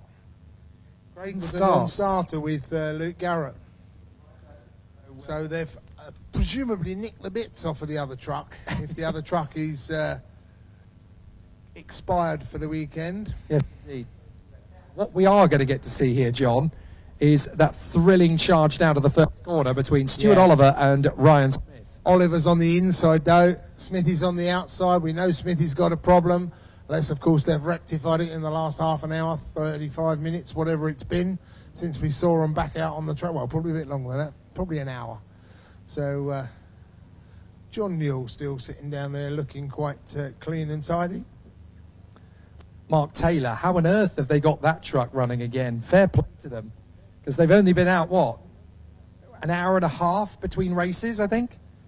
So that's very impressive work from Mark Taylor and the crew to get that out again. It doesn't look like there's been a lot of work done on the Stuart Oliver truck, because the right-hand mudguard's still facing skywards a little bit, and the back fender bar, they probably haven't got a spare one of those, and maybe cut it off and weld it up again tonight or something, but that's still in a bent position. So they were presumably worried about breaking it and not having time to get it straight.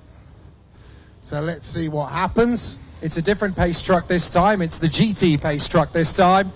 But they go around the course. And Dave Jenkins in trouble on the grid. It's not gone. The truck's not... Well, it is fired Go on, up. Dave. Go on, Dave. Yeah, it's going again now.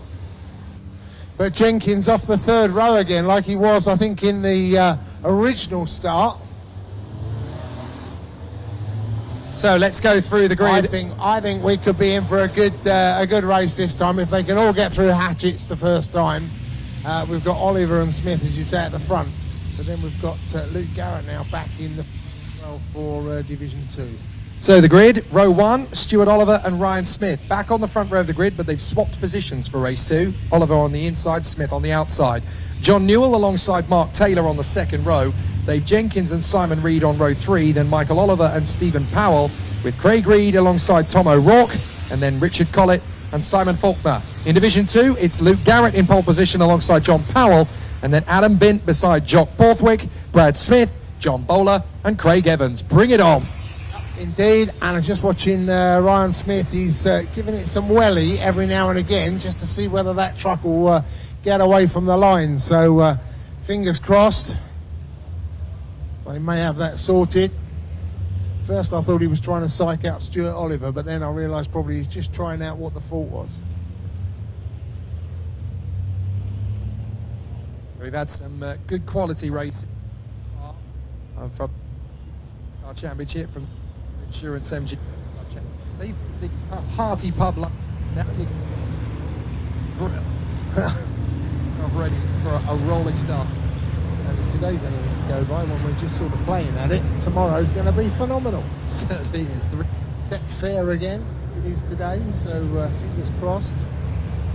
And many will probably be staying, looking around the banking, caravans and campervans and things down there, so no doubt see you in the bar later on. I'll bring the guitar, shall I? Yeah, why not? We'll get the jets going.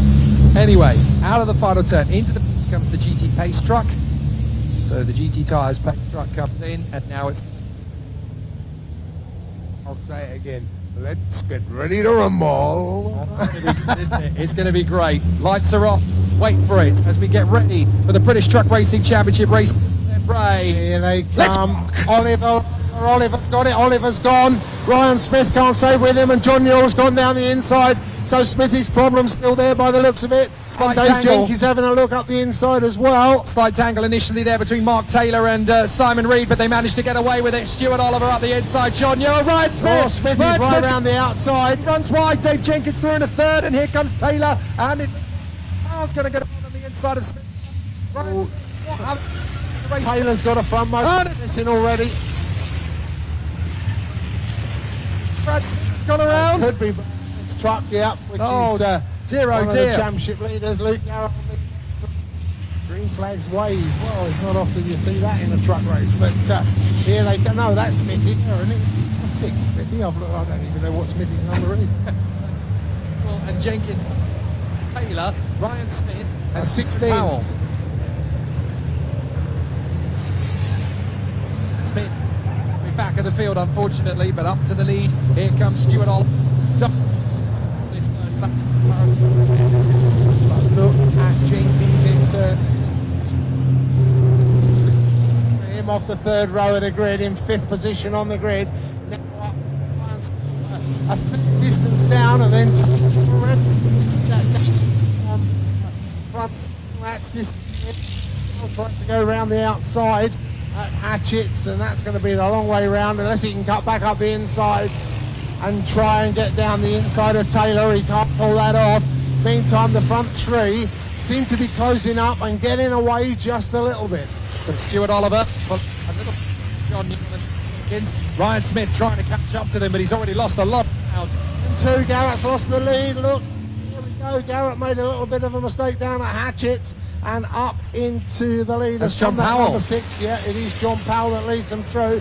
Adam Bint and Jock Borthwick. Jock obviously won the first race, if you remember, after the red flag. So Jock with a bit of work to do, but Binty looked a lot more at that this time as well. So Stuart Oliver.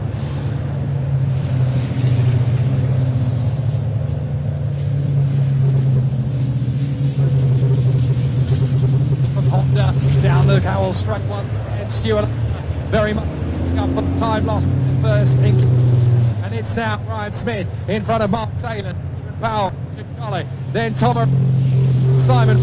As they in a Hatchet, Oliver has lost a bit of ground. It's Newell. Garrett must have a problem as well because he's gone back down now. So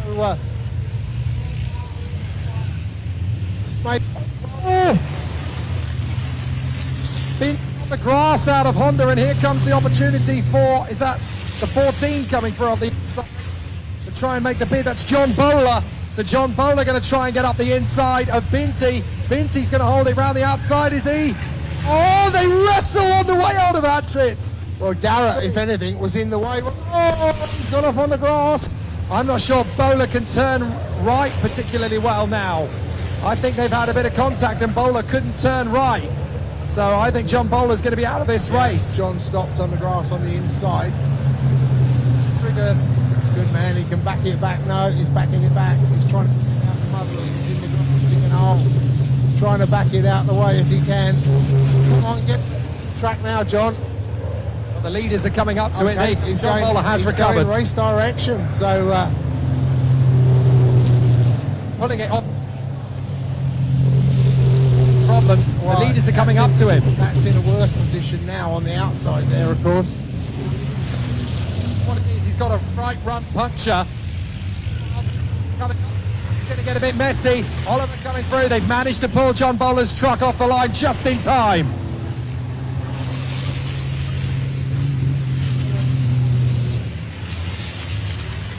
See that gap had just a little bit, I think, but goodness me, that really was the nick of time.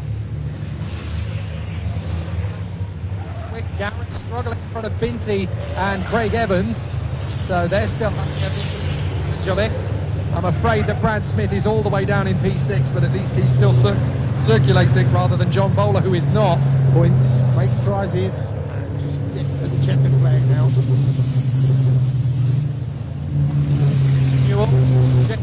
Ryan Smith. Smith is actually catching the leaders. So Ryan Smith has got that deficit down quite considerably on this lap. Actually one of the fastest trucks out there at the moment. Yeah, Oliver's got put the fastest lap at 1:09. That appears to be yeah.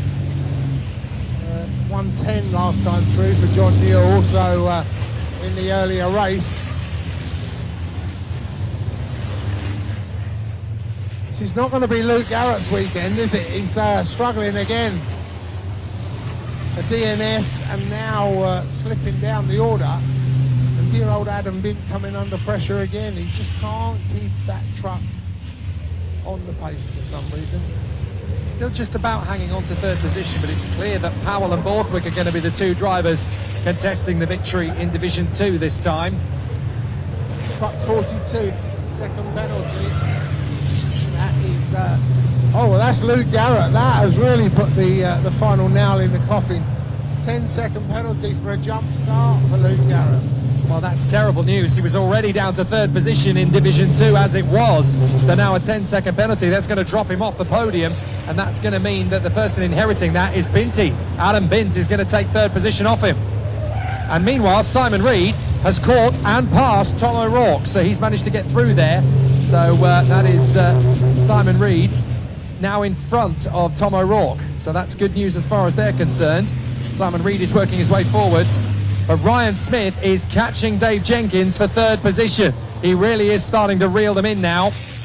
But he's got a lot of deficit to make up. That's his biggest problem. Ryan Smith trying to close up to the top three.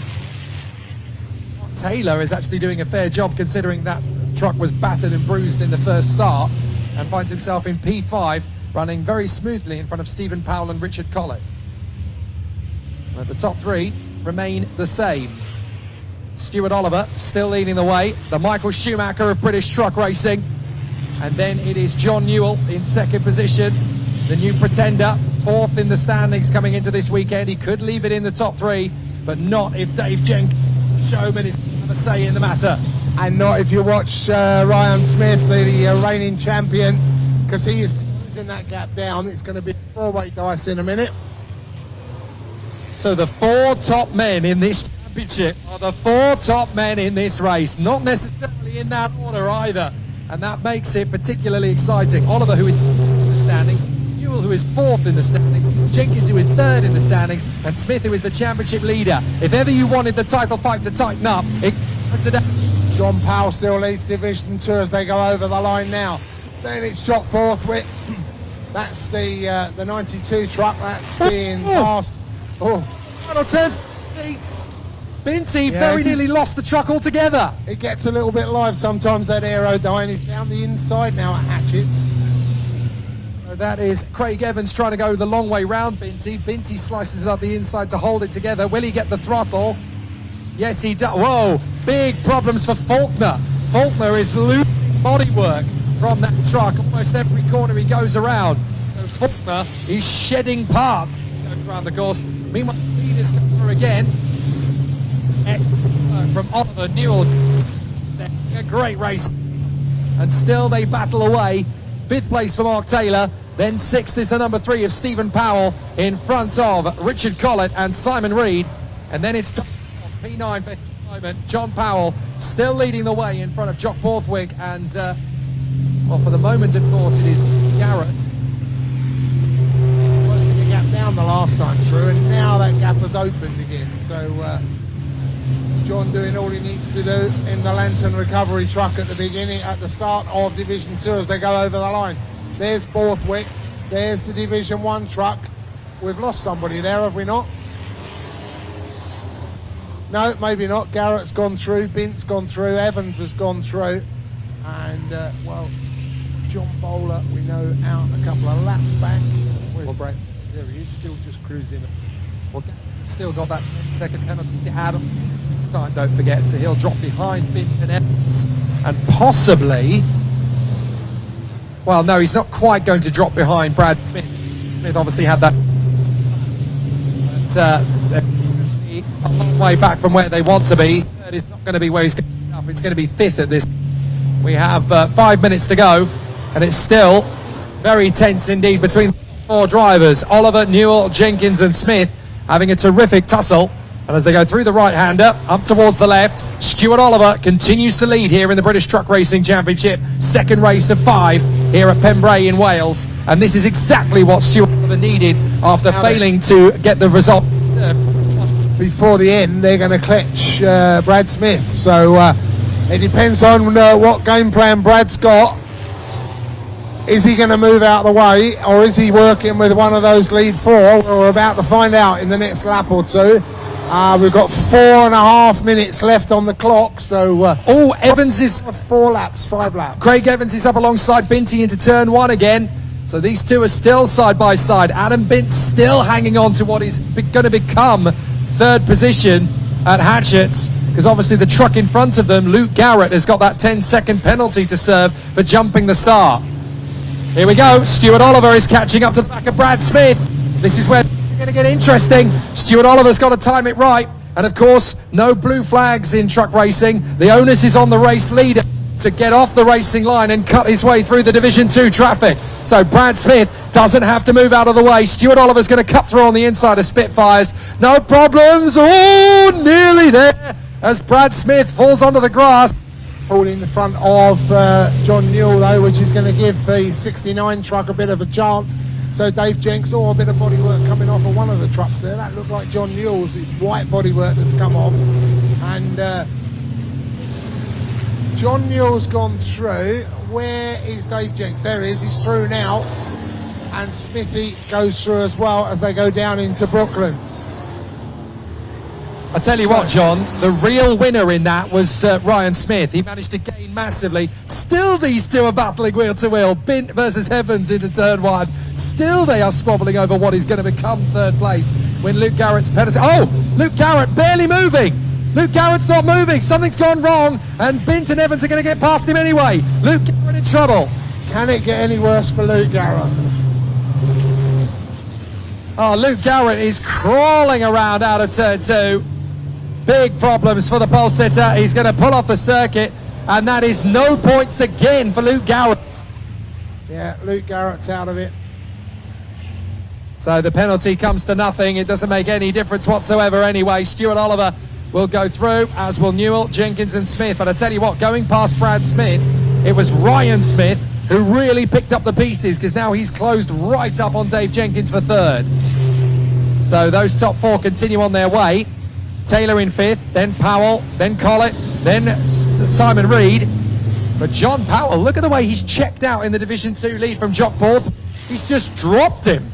Borthwick is still there in P2. Gone as well, hasn't he? He's really opened up the advantage.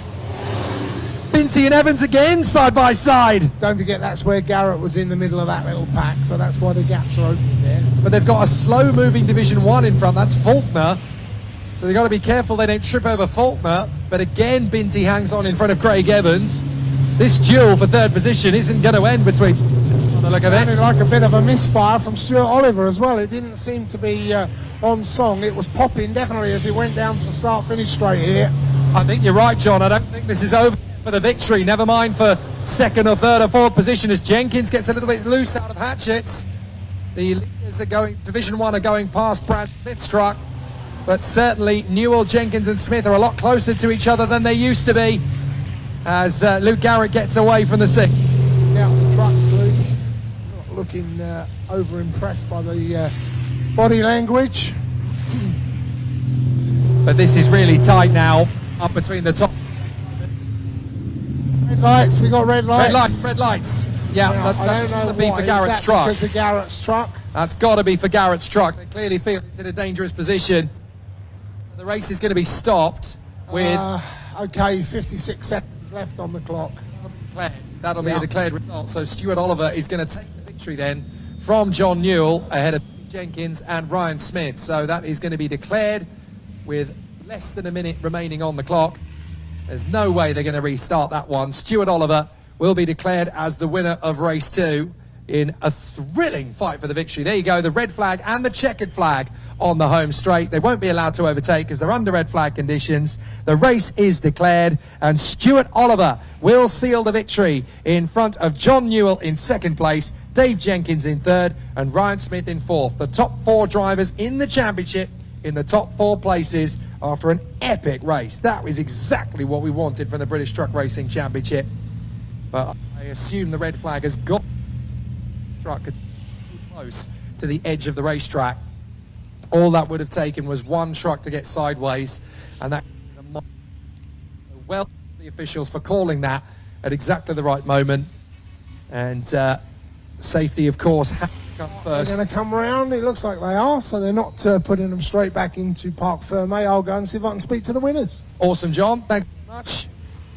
So we can run through the provisional results after a terrific encounter. The time can tick down to 0, but it really doesn't make any difference because the race is halted at that point. So a terrific win then for Stuart Oliver in front of John Newell in second place, Dave Jenkins in third in front of Ryan Smith. Mark Taylor bounces back to the top 5. Sixth position for Stephen Powell in front of Richard Collett, Simon Reed and Tom O'Rourke. In Division 2, the victory going the way of John Powell in front of Jock Borthwick.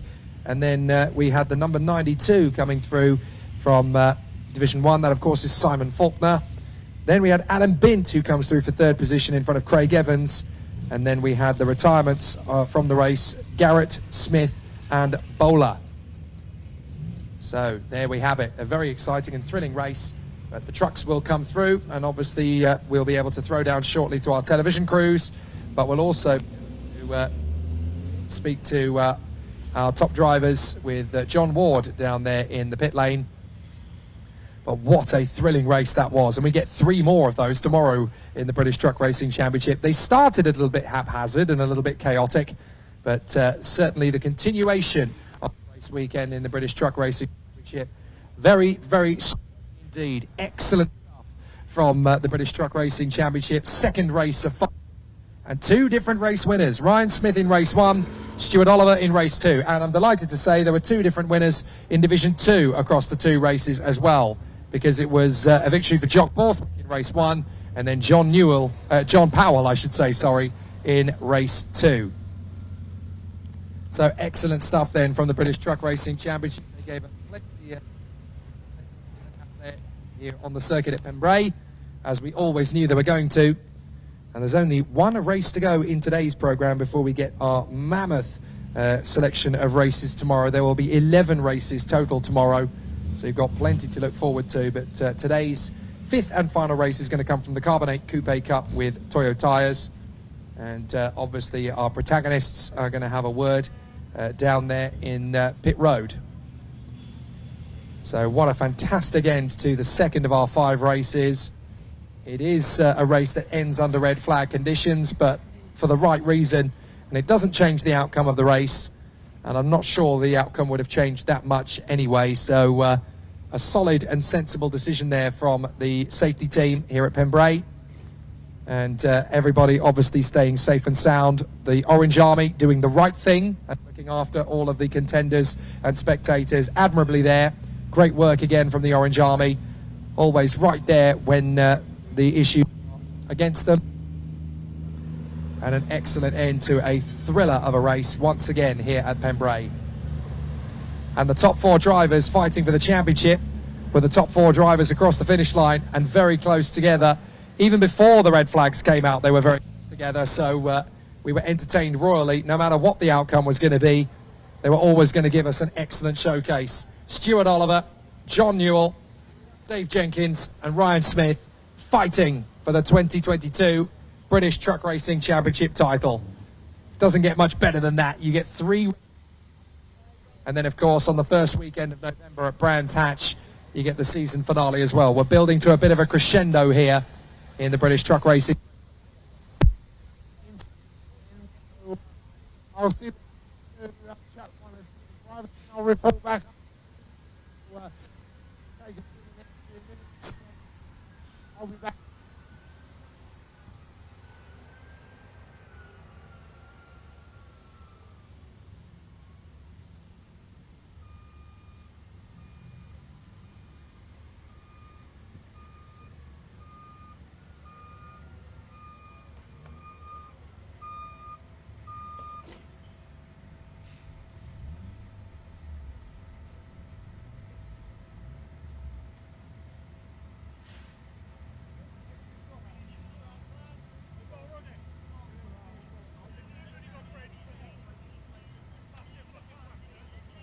Right.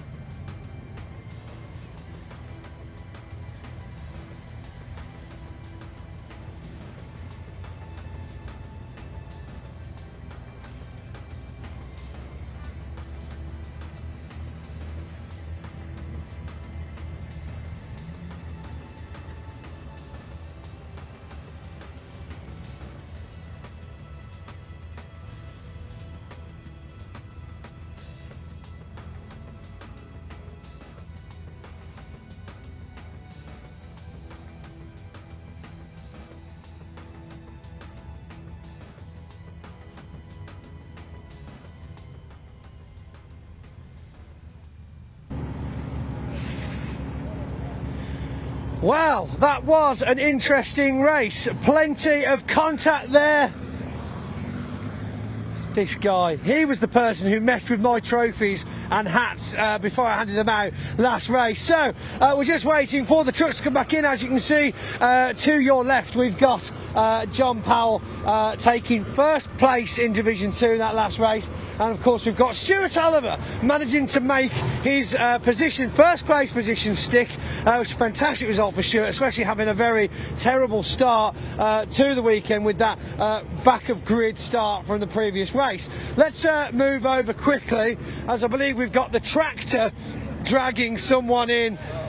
John, congratulations, absolutely fantastic effort, well done. We spoke to you at the end of the last race and we spoke about your fuel. Do you reckon that's what might be behind the success? Absolutely, well, a bit more teamwork than just... Maybe a bit of talent somewhere. I'd like to think so, but yeah. No, just got a clean start, you know, and I think Luke's obviously got a problem, so managed to get past him. And the rest is history, really. So, you know, I'm really happy with that. That's fantastic. And with all your panels as well, not something that we can say for many of the other drivers. It's been a long time coming. I can just wash it and park it back up. It's pretty nice. Just make sure that you get it back to the garage, okay? Yeah, I will do, buddy. Yeah. Trash out of the tent. John, well done. Thank you very much, sir. Right now, need to try and find Stuart Oliver, Division 1 lucky winner. Here he is over here. You follow me down. We're going over here. Obviously having a lot of damage at the previous race. See Michael Oliver, of course, not joining us in this race. He wasn't out in time. John Newell being delivered. No, you don't get spoken to. You're not in your truck. I told you the rules last time. Simple rule.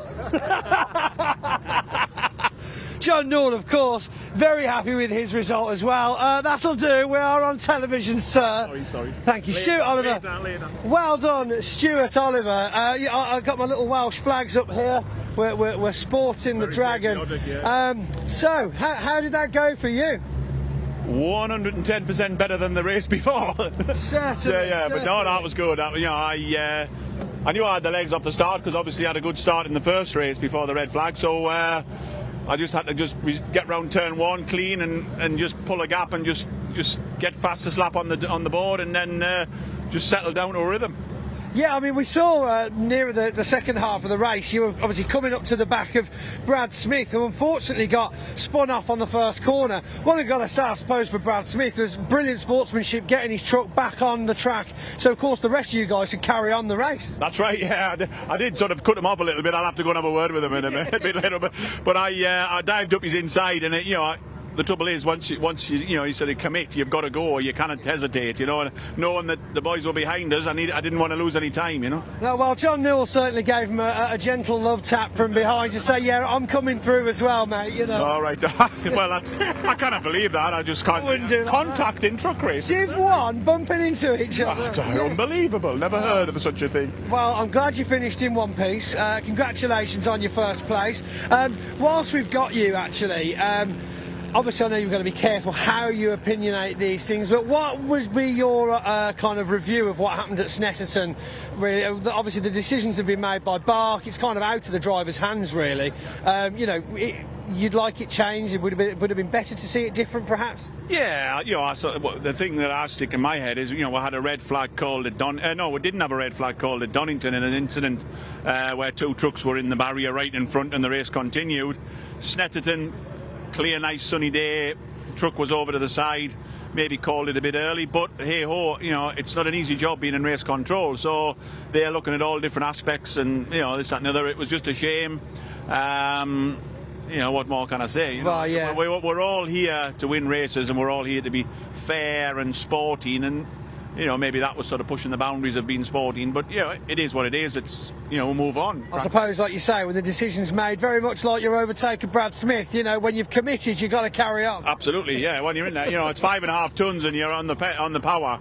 You can't just go, I tell you what, I'll just change my mind. Once you're there, you've got to go, So it just goes to show the clerk of the courses 5.5 tons of responsibility on their shoulders as well. Stuart Oliver, thank you very much for joining us. Congratulations. I believe we have got time for one more. John, how are we doing, buddy? Good. You're still smiling as well. That's fantastic to see. You're moving your way up that top 3 pack, aren't you? I reckon we're going to see a good podium from you this weekend. Yeah, I think so. As long as we get this breakwater cooling sorted out, we'll be all right. I mean, we've seen a lot of technical issues with a few other drivers. I mean, obviously Div 2, Luke Garrett got halfway around that race and lost his clutch again, but yours seems to be performing very nicely this week. Yeah. The races aren't always won on the track. There's what team you've got around you. The team are brilliant.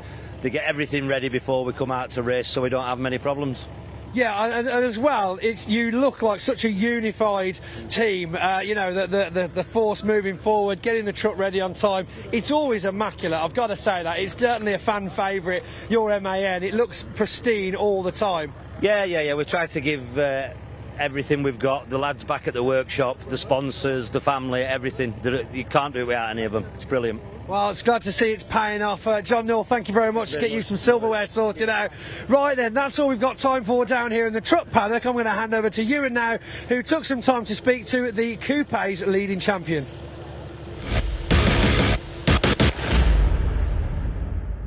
Now, as is the theme this weekend at Pembrey, in the Carbonate Coupe Cup with Toyo tyres, also the final penultimate round of the championship. 3 races this weekend, 2 coming up at Brands. And in the last round of the championship, Adam Jones is now our championship leader. How does that feel? Yeah, it feels great. Obviously racing just to have a load of fun, and it's a really good grid here. But did the double at Donington, and we're looking at a few more wins this season. I mean, it's an interesting championship because it is done on most wins rather than just sort of points across the season. Unfortunately, only a dozen or so coupes on the grid this weekend, which gives you a better chance. But you're on 3 wins at the moment. I think there's 4 guys on 2 and a few on 1. So this championship with 5 races to go, it is absolutely anybody's, isn't it? Yeah, as you say, it's absolutely anybody's. With 5 races going, it based on wins. Someone could do the triple this weekend and be completely in contention. I've got some great drivers alongside me to compete for the championship with Wayne and Alex and Alistair. Unfortunately, he's dropped out. But yeah, no, the grid's great fun, very close racing. So. And some really experienced guys. You are one of the least experienced in the coupe, so your second season in sort of motor racing. Just briefly, what's your background in the sport? So did a bit of karting, started indoor with Mr. Karting. Nice. Then we went outdoors, did a few seasons of that, but didn't really have the budget to compete at the front properly. Did a few C1 races with Emax Motorsport. Now we're in the Hyundai Coupe Cup, racing with Roger Owens Racing. Race set preparing the cars, and Jones & Co sponsoring us. Professional, love that. Right, so we have got 3 races this weekend and 2 at Brands Hatch. Adam Jones is your leader in the car number 43. Keep your eyes out, but plenty going on in the Coupe Cup.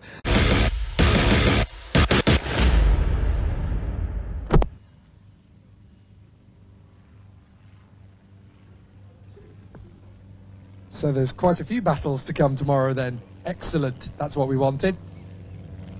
So just 1 race to go here today then at Pembrey. And the Orange Army in position on the main straight to put the cars into position. And here they come, the Carbonate Coupe Cup. Now heading out onto the circuit, ready for our 5th and last race of the day with 11 races to come tomorrow. Very excited about how things are going to continue on. The Carbonate Coupe Cup. Let's talk you through the starting grid for this one. It's obviously been a very interesting and close proximity battle from time qualifying earlier on today. So the grid for race 1 looks like this. Pole position after a strong run in the time qualifying session went the way of Adam Jones. He lines up on the front row alongside Wayne Rocket. Then Alex Kersley in the number 1 car lines up on the second row beside Neil Hurren. Taylor Norton is beside Lucas Ticini. And then Dan Fletcher is in 7th on the grid alongside Johnny Rocket. Michael Evans goes on row 5. Rounding out the top 10 is Darren Banks. Then Paul Laurie, Eddie O'Kane, John Winter and Spencer Hirons finishing off the starting grid. 14 cars and 3 races over the course of the weekend then for the Carbonate Coupe Cup with Toyo tyres, all in their identical Hyundais, and 15 minutes go on the clock as our competitors are ready to race once again here in Wales.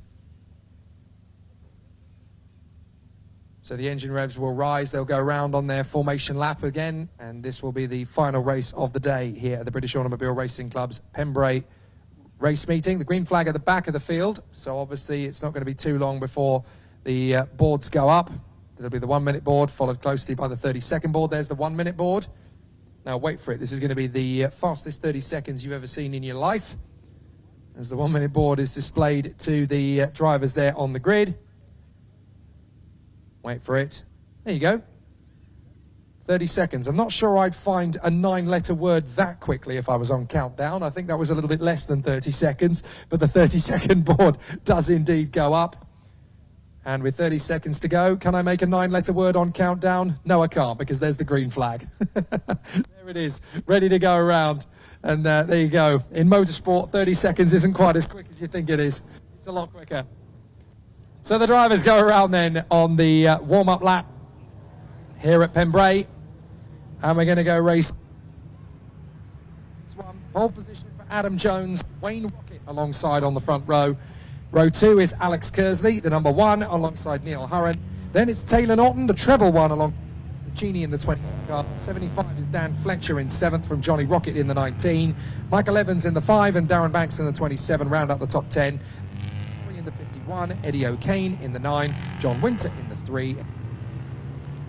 If you're there with pens to your programs, the numbers you want in this order are 43 and 17 on the front row, 1 and 87, 1 and 23rd, 75 and 19 on the 4th, 5 and 20 on the 6th row is 51 and 9, and then 5, 3 and 65. I know there's still quite a few people who like to jot the numbers down in their programs, and my dear esteemed colleague Dave Goddard actually collects motor racing programs. And you've got every single race program in history. No, certainly the ones that you have been at, anyway. Every single one you've been at. So the collection is still growing, I believe. So excellent. Anyone else who programs do continue. I'm slightly different. A lot of people collect race programs. I collect lanyards. Those people. If I've got a race, then out of that, John's got a load of those as well. It's when you look. The program there. Yes, I'm a lanyard collector. And some of the cooler ones that you end up collecting, you always make sure you hold on to those. So the Le Mans, Formula E, British touring cars, you hold on to them, you keep hold of them because they're very special, and you don't let them slip away. So, Carbonate Coupe Cup, that's what we're going to get underway with here at Pembrey in Wales. It's going to be a fascinating battle for all of the contenders as we gear up for the start. Pole position, it's down to Adam Jones. Can he launch the Roger Owens Racing into the first corner? 5-second board goes up, and when the lights come on, they're going to get themselves revved up. When the lights go out, we'll go racing down to Hatchet. Fray. Great start from Kersley. He's going to launch through, potentially past both of the front row men. It's far wide down to the first corner. Jones, Rocket, Kersley and Hurren. I've never seen that off the grid before. And launching through past all of them, that is the new leader, Neil Hurren. So from P4, it is Hurren that leads the way. He gets out of Hatchet's hairpin, and that is an absolute blinder of a start from Neil Hurren. Kersley's going to come through to second place. He just about leaves enough room for Wayne Rocket, but Rocket's going to slip through to third. Kersley gets out sideways, saves it, manages to catch the car. Up the inside comes Wayne Rocket, through into third position, and down to fourth is the original pole sitter, Adam Jones. What a start! Rocket may have just made the move there, I'm not sure. No, it looks like Wayne Rocket still in third, climbing all over the back of that second place car. Oh, and Rocket's gone wide! That's going to be Jones through. He's run deep and lost a place. So Jones, they'll go side by side, out, runs up the place straight, but Neil has gone from a fantastic gap already, look. Yeah, he's gone from fourth on the grid to first. I think the other three are a little bit shocked he's even there. Still side by side. Jones is the one that gets through, so Jones holds on to third place in through Honda. Kersley is setting off after Neil Hurren, who has gone from fourth to first down the main straight. What a launch that was from Neil Hurren. Up to Hatchett's again. Good battles further back. Looks like we could get a move or two into Hatchett's hairpin. Up on the curbs. That is Rocket about to lose ground there, I think, on the way down to the first corner. That's Fletcher, I think, is it? Or is that Staccini? So a little bit of a bounce off the curbs there for Wayne Rocket, trying to hang on in front of the 28 of Lucas Staccini. So Staccini that's hanging on to it. Then you've got with Johnny Rocket. So they're all having a great scrap of it in the midfield already. But that is going to be Staccini trying to go the long way round Wayne Rocket. Rocket's not going to concede. A lot of these cars look very loose as they come through to Benny and down into Senna's. They're just sort of on the lack of adhesion point right there. That's Johnny Rocket trying to get around the outside of Fletcher, and then Fletcher decided, right, I'm going to defend by attacking. He went up the side of Staccini. Second place as they come down the speedway straight. By the looks of things, they're side by side as they come into Honda. Who is it going to be at the line? Hurren leads, it's but Jones. And Jones has just got the edge. So Jones gets past Kersley. Kersley's going to want to get him back again into Hatchet. Now don't forget, Jones as well should really be our favourite with 3 wins under his belt in the last 3. Well, Norton is trying to get up the inside of Rocket. That's Johnny Rocket, by the way. He locks up into the first hairpin, tries his best to get through. Johnny Rocket goes a little bit wide. Couple of cars sideways at Hatchett's. Oh, that's gone very badly wrong. So that's the other one of the treble one. I think that might be Laurie and Evans actually going off the road there. Got going. Oh, there goes the other one as well. I'm going to say, I don't think there was too much contact, if any. So we've lost that car. He's on the inside now. It was the 27 off. That's Banks, and I'm not entirely sure who the other car is that's gone through, but certainly a big issue there. Couldn't quite make out. Well, it was certainly Banks in trouble. Hirons. I think it was Hirons, maybe. No, that's Evans. That's Evans that's gone. So Michael Evans is the one that hasn't come around. It's the number 5 car. Michael Evans, I'm afraid, has gone nowhere. That's a real shame. So Evans has dropped out of it as the rest of the field continues on.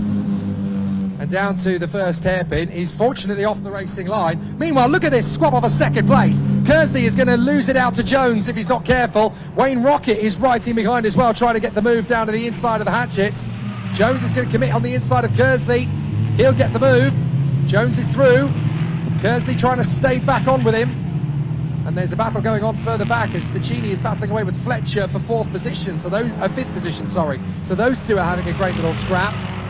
But Jones, Kersley and Wayne Rocket having a good tussle. Then Stachini fighting with each other, aren't they? Because they're letting the leader go. The back end got very sideways through there. Very loose through there. It's lucky to save it. Oh, we got Somebody more else a bit problems. loose by the sound of it. Yeah, that was Down even the looser than outside. anybody. Now, I've got a feeling that's the way that particular car is actually set up, because Winter likes to get a little bit sideways. So John Winter, I think, is going to make more tyre noise than anybody else in this category, because he does like it a little bit sideways. The lead that Neil Hurren's got over Jones, he's really worked this out well, hasn't he? Honda onto the main straight again. Here comes Rocket, making his bid on Kersley. And then we've got Stachini, Fletcher, Rocket and Norton all in the hunt together. Wayne Rocket's trying to leave the braking as late as possible to get round the outside of Kersley. That's not going to work. Car's coming down the main start finish straight. Oh, hang on to that. It's the 65 car. That is Hiron's. Dear oh dear, that was close. Oh, we've got somebody into Gasoline Alley as well. Yeah, that's the Hiron's. He was rewriting the race. Just about got away with that. And into the pit. Yeah, he's number 3. It's John Winter. So Winter's definitely kind of there, I'm afraid, and that is game over for John Winter. In the stars, I should think. Well, it's Daniel Dale used to carry. Could make up. Yeah, absolutely, and they're running. They're allowed to run the numbers in whatever shape they like. So there they come. Kersley versus Rocket. Third place. This is a great comeback for Jones. Now in second place, chasing Hurren. Isn't he? What's it now? It was 2.085. Yeah, took out over half a second. And side by side, Rocket down to turn 1. Kersley on the inside, Rocket on the outside. Can Rocket around the outside? It's a second place car that's disappeared. No, maybe not. No, still there in third and fourth. Why is the yellow flag down there? Is that for the car on the inside? Yeah, that's for the car on the inside line. That's still for the number 5 of Michael Evans, that car that's still parked up on that inside line, so they can't make the overtake to Hatchett's hairpin because they can't move that car to the race. So I'm afraid there's not going to be any overtaking moves into Hatchett's so they can't make any headway with that particular car in the position. So they're going to use the rest of the race.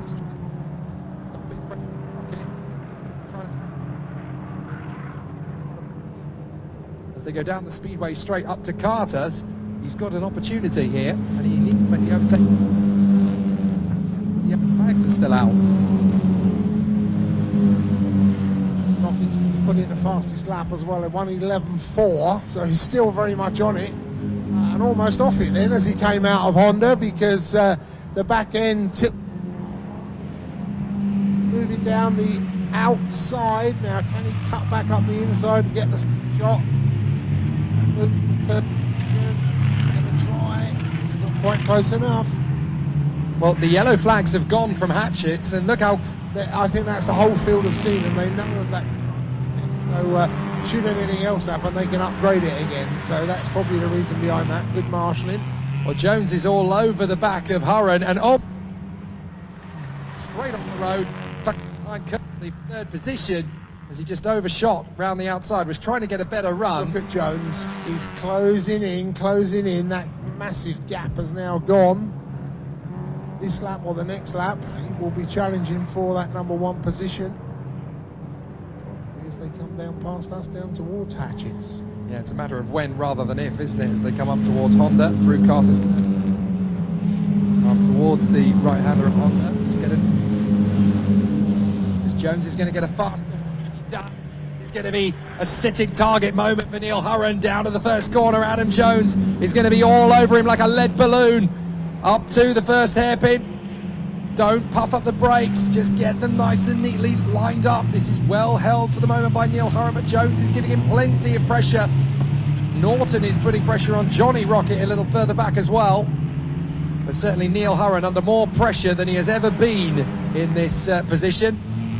And it looks as though the 65 has pulled off out of the race tyre as well now. So that's why we had yellow flags. It was for Hirons. He's pulled off the racetrack as well. So Hirons is out of this race, joining Winter and their...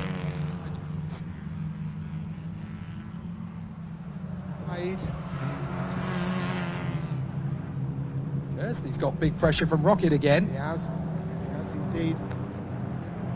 Not hit by a long chalk either. No, indeed. Stachini, Fletcher, Johnny Rocket and Norton still very close to each other for P5. But I think this is the lap we're going to see an overtake or two. What have we got left? 5 minutes yet, so we've got another 3 laps, maybe 4. Here we go. Hurren being careful, Jones being aggressive, down to the first corner. And Hurren has got to park his car in the middle of the road and hope that he gets it stopped. Jones is going to be there. And now here's Rocket on the inside of Kersley. Rocket's going to go for third on the inside of Alex Kersley. You've got to commit, you've got to commit, you've got to commit. And they're going to run side by side. Kersley will hold it. Meanwhile, further up, Jones is all over the back of Hurren. And it's 2 by 2. Hurrah! Look at this. Stachini under in trouble as well because he's being pushed very, very hard indeed. Now look, check this how out. close they are. This out in the top 10. It's like Noah's Ark out there. They're going 2 by 2. Hurrah around the circuit. You've got Hurren versus Jones, Kersley versus Wayne Rocket, Stachini versus Fletcher, Norton versus Johnny Rocket, and O'Kane versus Laurie, all the way through the top 10. And there are only 11 cars running. You've got a battle in every single bit. That's one of the Rocket cars. Where's Jones? Oh, he's side by side with Hurren. That's where he is. I can see one of them. They're wheel to wheel. Yeah, Rocket was also making, that's Johnny Rocket, I think, making a move further down the back. And let's have a little look. Where is it? It is, and Jones. Whoa. Where is he? Hurren's got... It's from... As they go towards Hatchets. Hatchets, they come. And... he's through again. Well, he is through, but has he gone in too deep, I wonder? Oh! He hasn't. He's kept it very tight indeed. Beautiful on the end. Nowhere for Jones to go except on the brake pedal. Terrific from Neil Hurren. Lined it up perfectly on the exit. Sunshine tries. Rocket up to third. And Stachini is now bearing down on Kersley, so Stachini's got a chance to get into the top 4. He's currently in P5. Hurren still defending big time from Adam Jones. Jones is going to try again here, up to Brooklands. They go through the right-hander. Right, onto the straight. Chance again for Jones. It's going to be side by side again, and if they are flat out, then he probably hasn't just got the legs. Here he comes, he's looking for the move. He's not quite close enough, is he, this time? He's not side by side. Well, they are now. And Jones is round the outside as they come into Honda. Has he gone in a bit deep? Let's wait and see. Yes, there's a bit of this coming up, but Jones has got it, and Hurren's holding him down the straight, across the stripe once again. Hurren surely got the better line as they go down towards Hatchets. Race of the day here at Pembrey. Hurren versus Jones, and Jones is still going to try and get the big... Look, Hurren chops across the line again. No, you don't. You're not getting through. Meanwhile, Stachini... Kersley, so Kersley's down to 5th place, trying to now defend from Fletcher, but Hurren and Jones having an amazing race for the victory. 3rd place for Wayne Rocket, then it's Stachini, Kersley, Fletcher, Norton and Johnny Rocket, but this victory up front, this is going to be wheel to wheel. This is going to be the closest finish of the day. They're going to come down the straight side. 2 minutes left on the clock, so we've got another 2 laps, I reckon, out of this one. But while they're fighting at the front, look what's happening in 3rd place.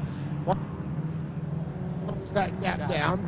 We could for a 3-way finish. They've got... I'm going to get 2 more, yeah, 2 more after this.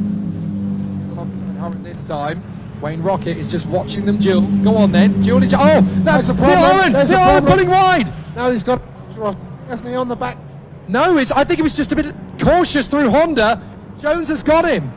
Well, it looked like there was fluid or something coming off the rear offside wheel. And Jones has got him. Oh, Jones has overshot.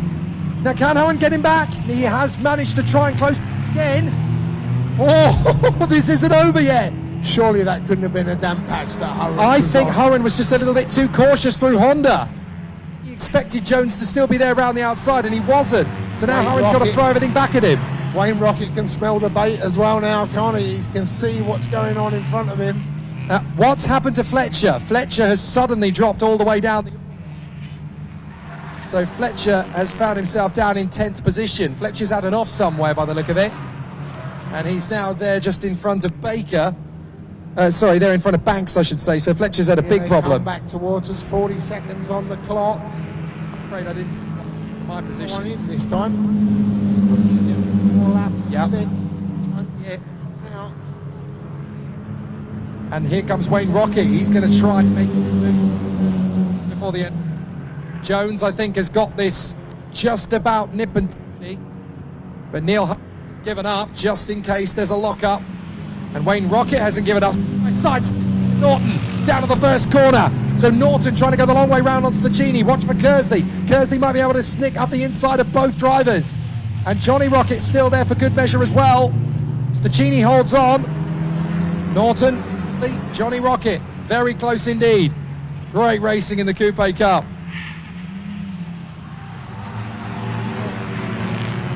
And I think it's going to be stalemate in the top three. Senna got away at the front, Hurren second, and then Rocket. This is Rocket's last chance as they come down into Brooklyn. He's got to get a little bit closer. Speedway straight, and I don't think he's quite enough. Well, they do say, don't they, that all good things must come to an end, which is why Coronation Street is still on the air.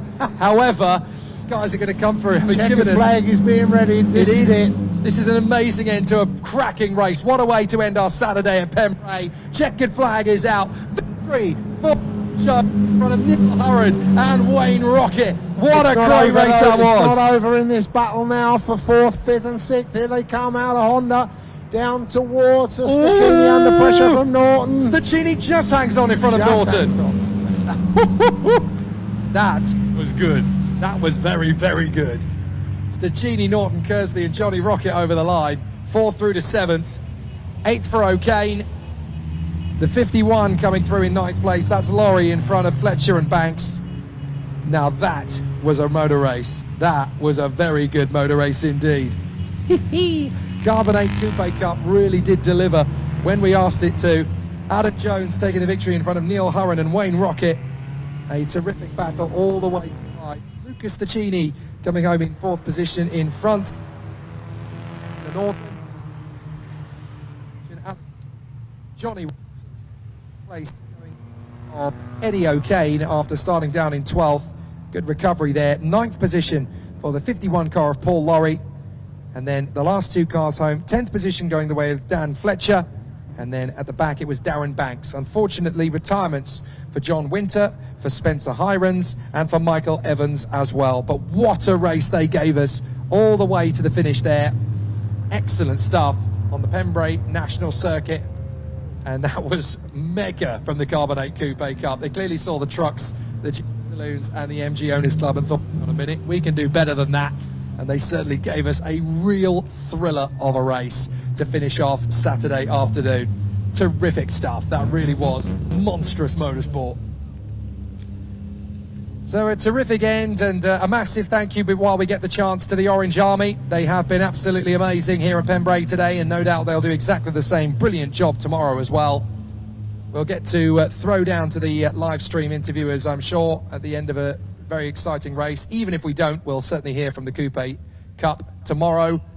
John Ward is going to go down and have a quick word with our top three after a thrilling Coupe Cup race. That was genuinely one of the most exciting Coupe Cup races that I've seen. I don't know what it is about this weekend, but clearly they want to give us a bit of a show, and they certainly have delivered in spades. Great stuff from the Carbonate Coupe Cup. For most of that race, Adam Jones and Neil Hurren were side by side. John Ward will have a word with our drivers in the top three.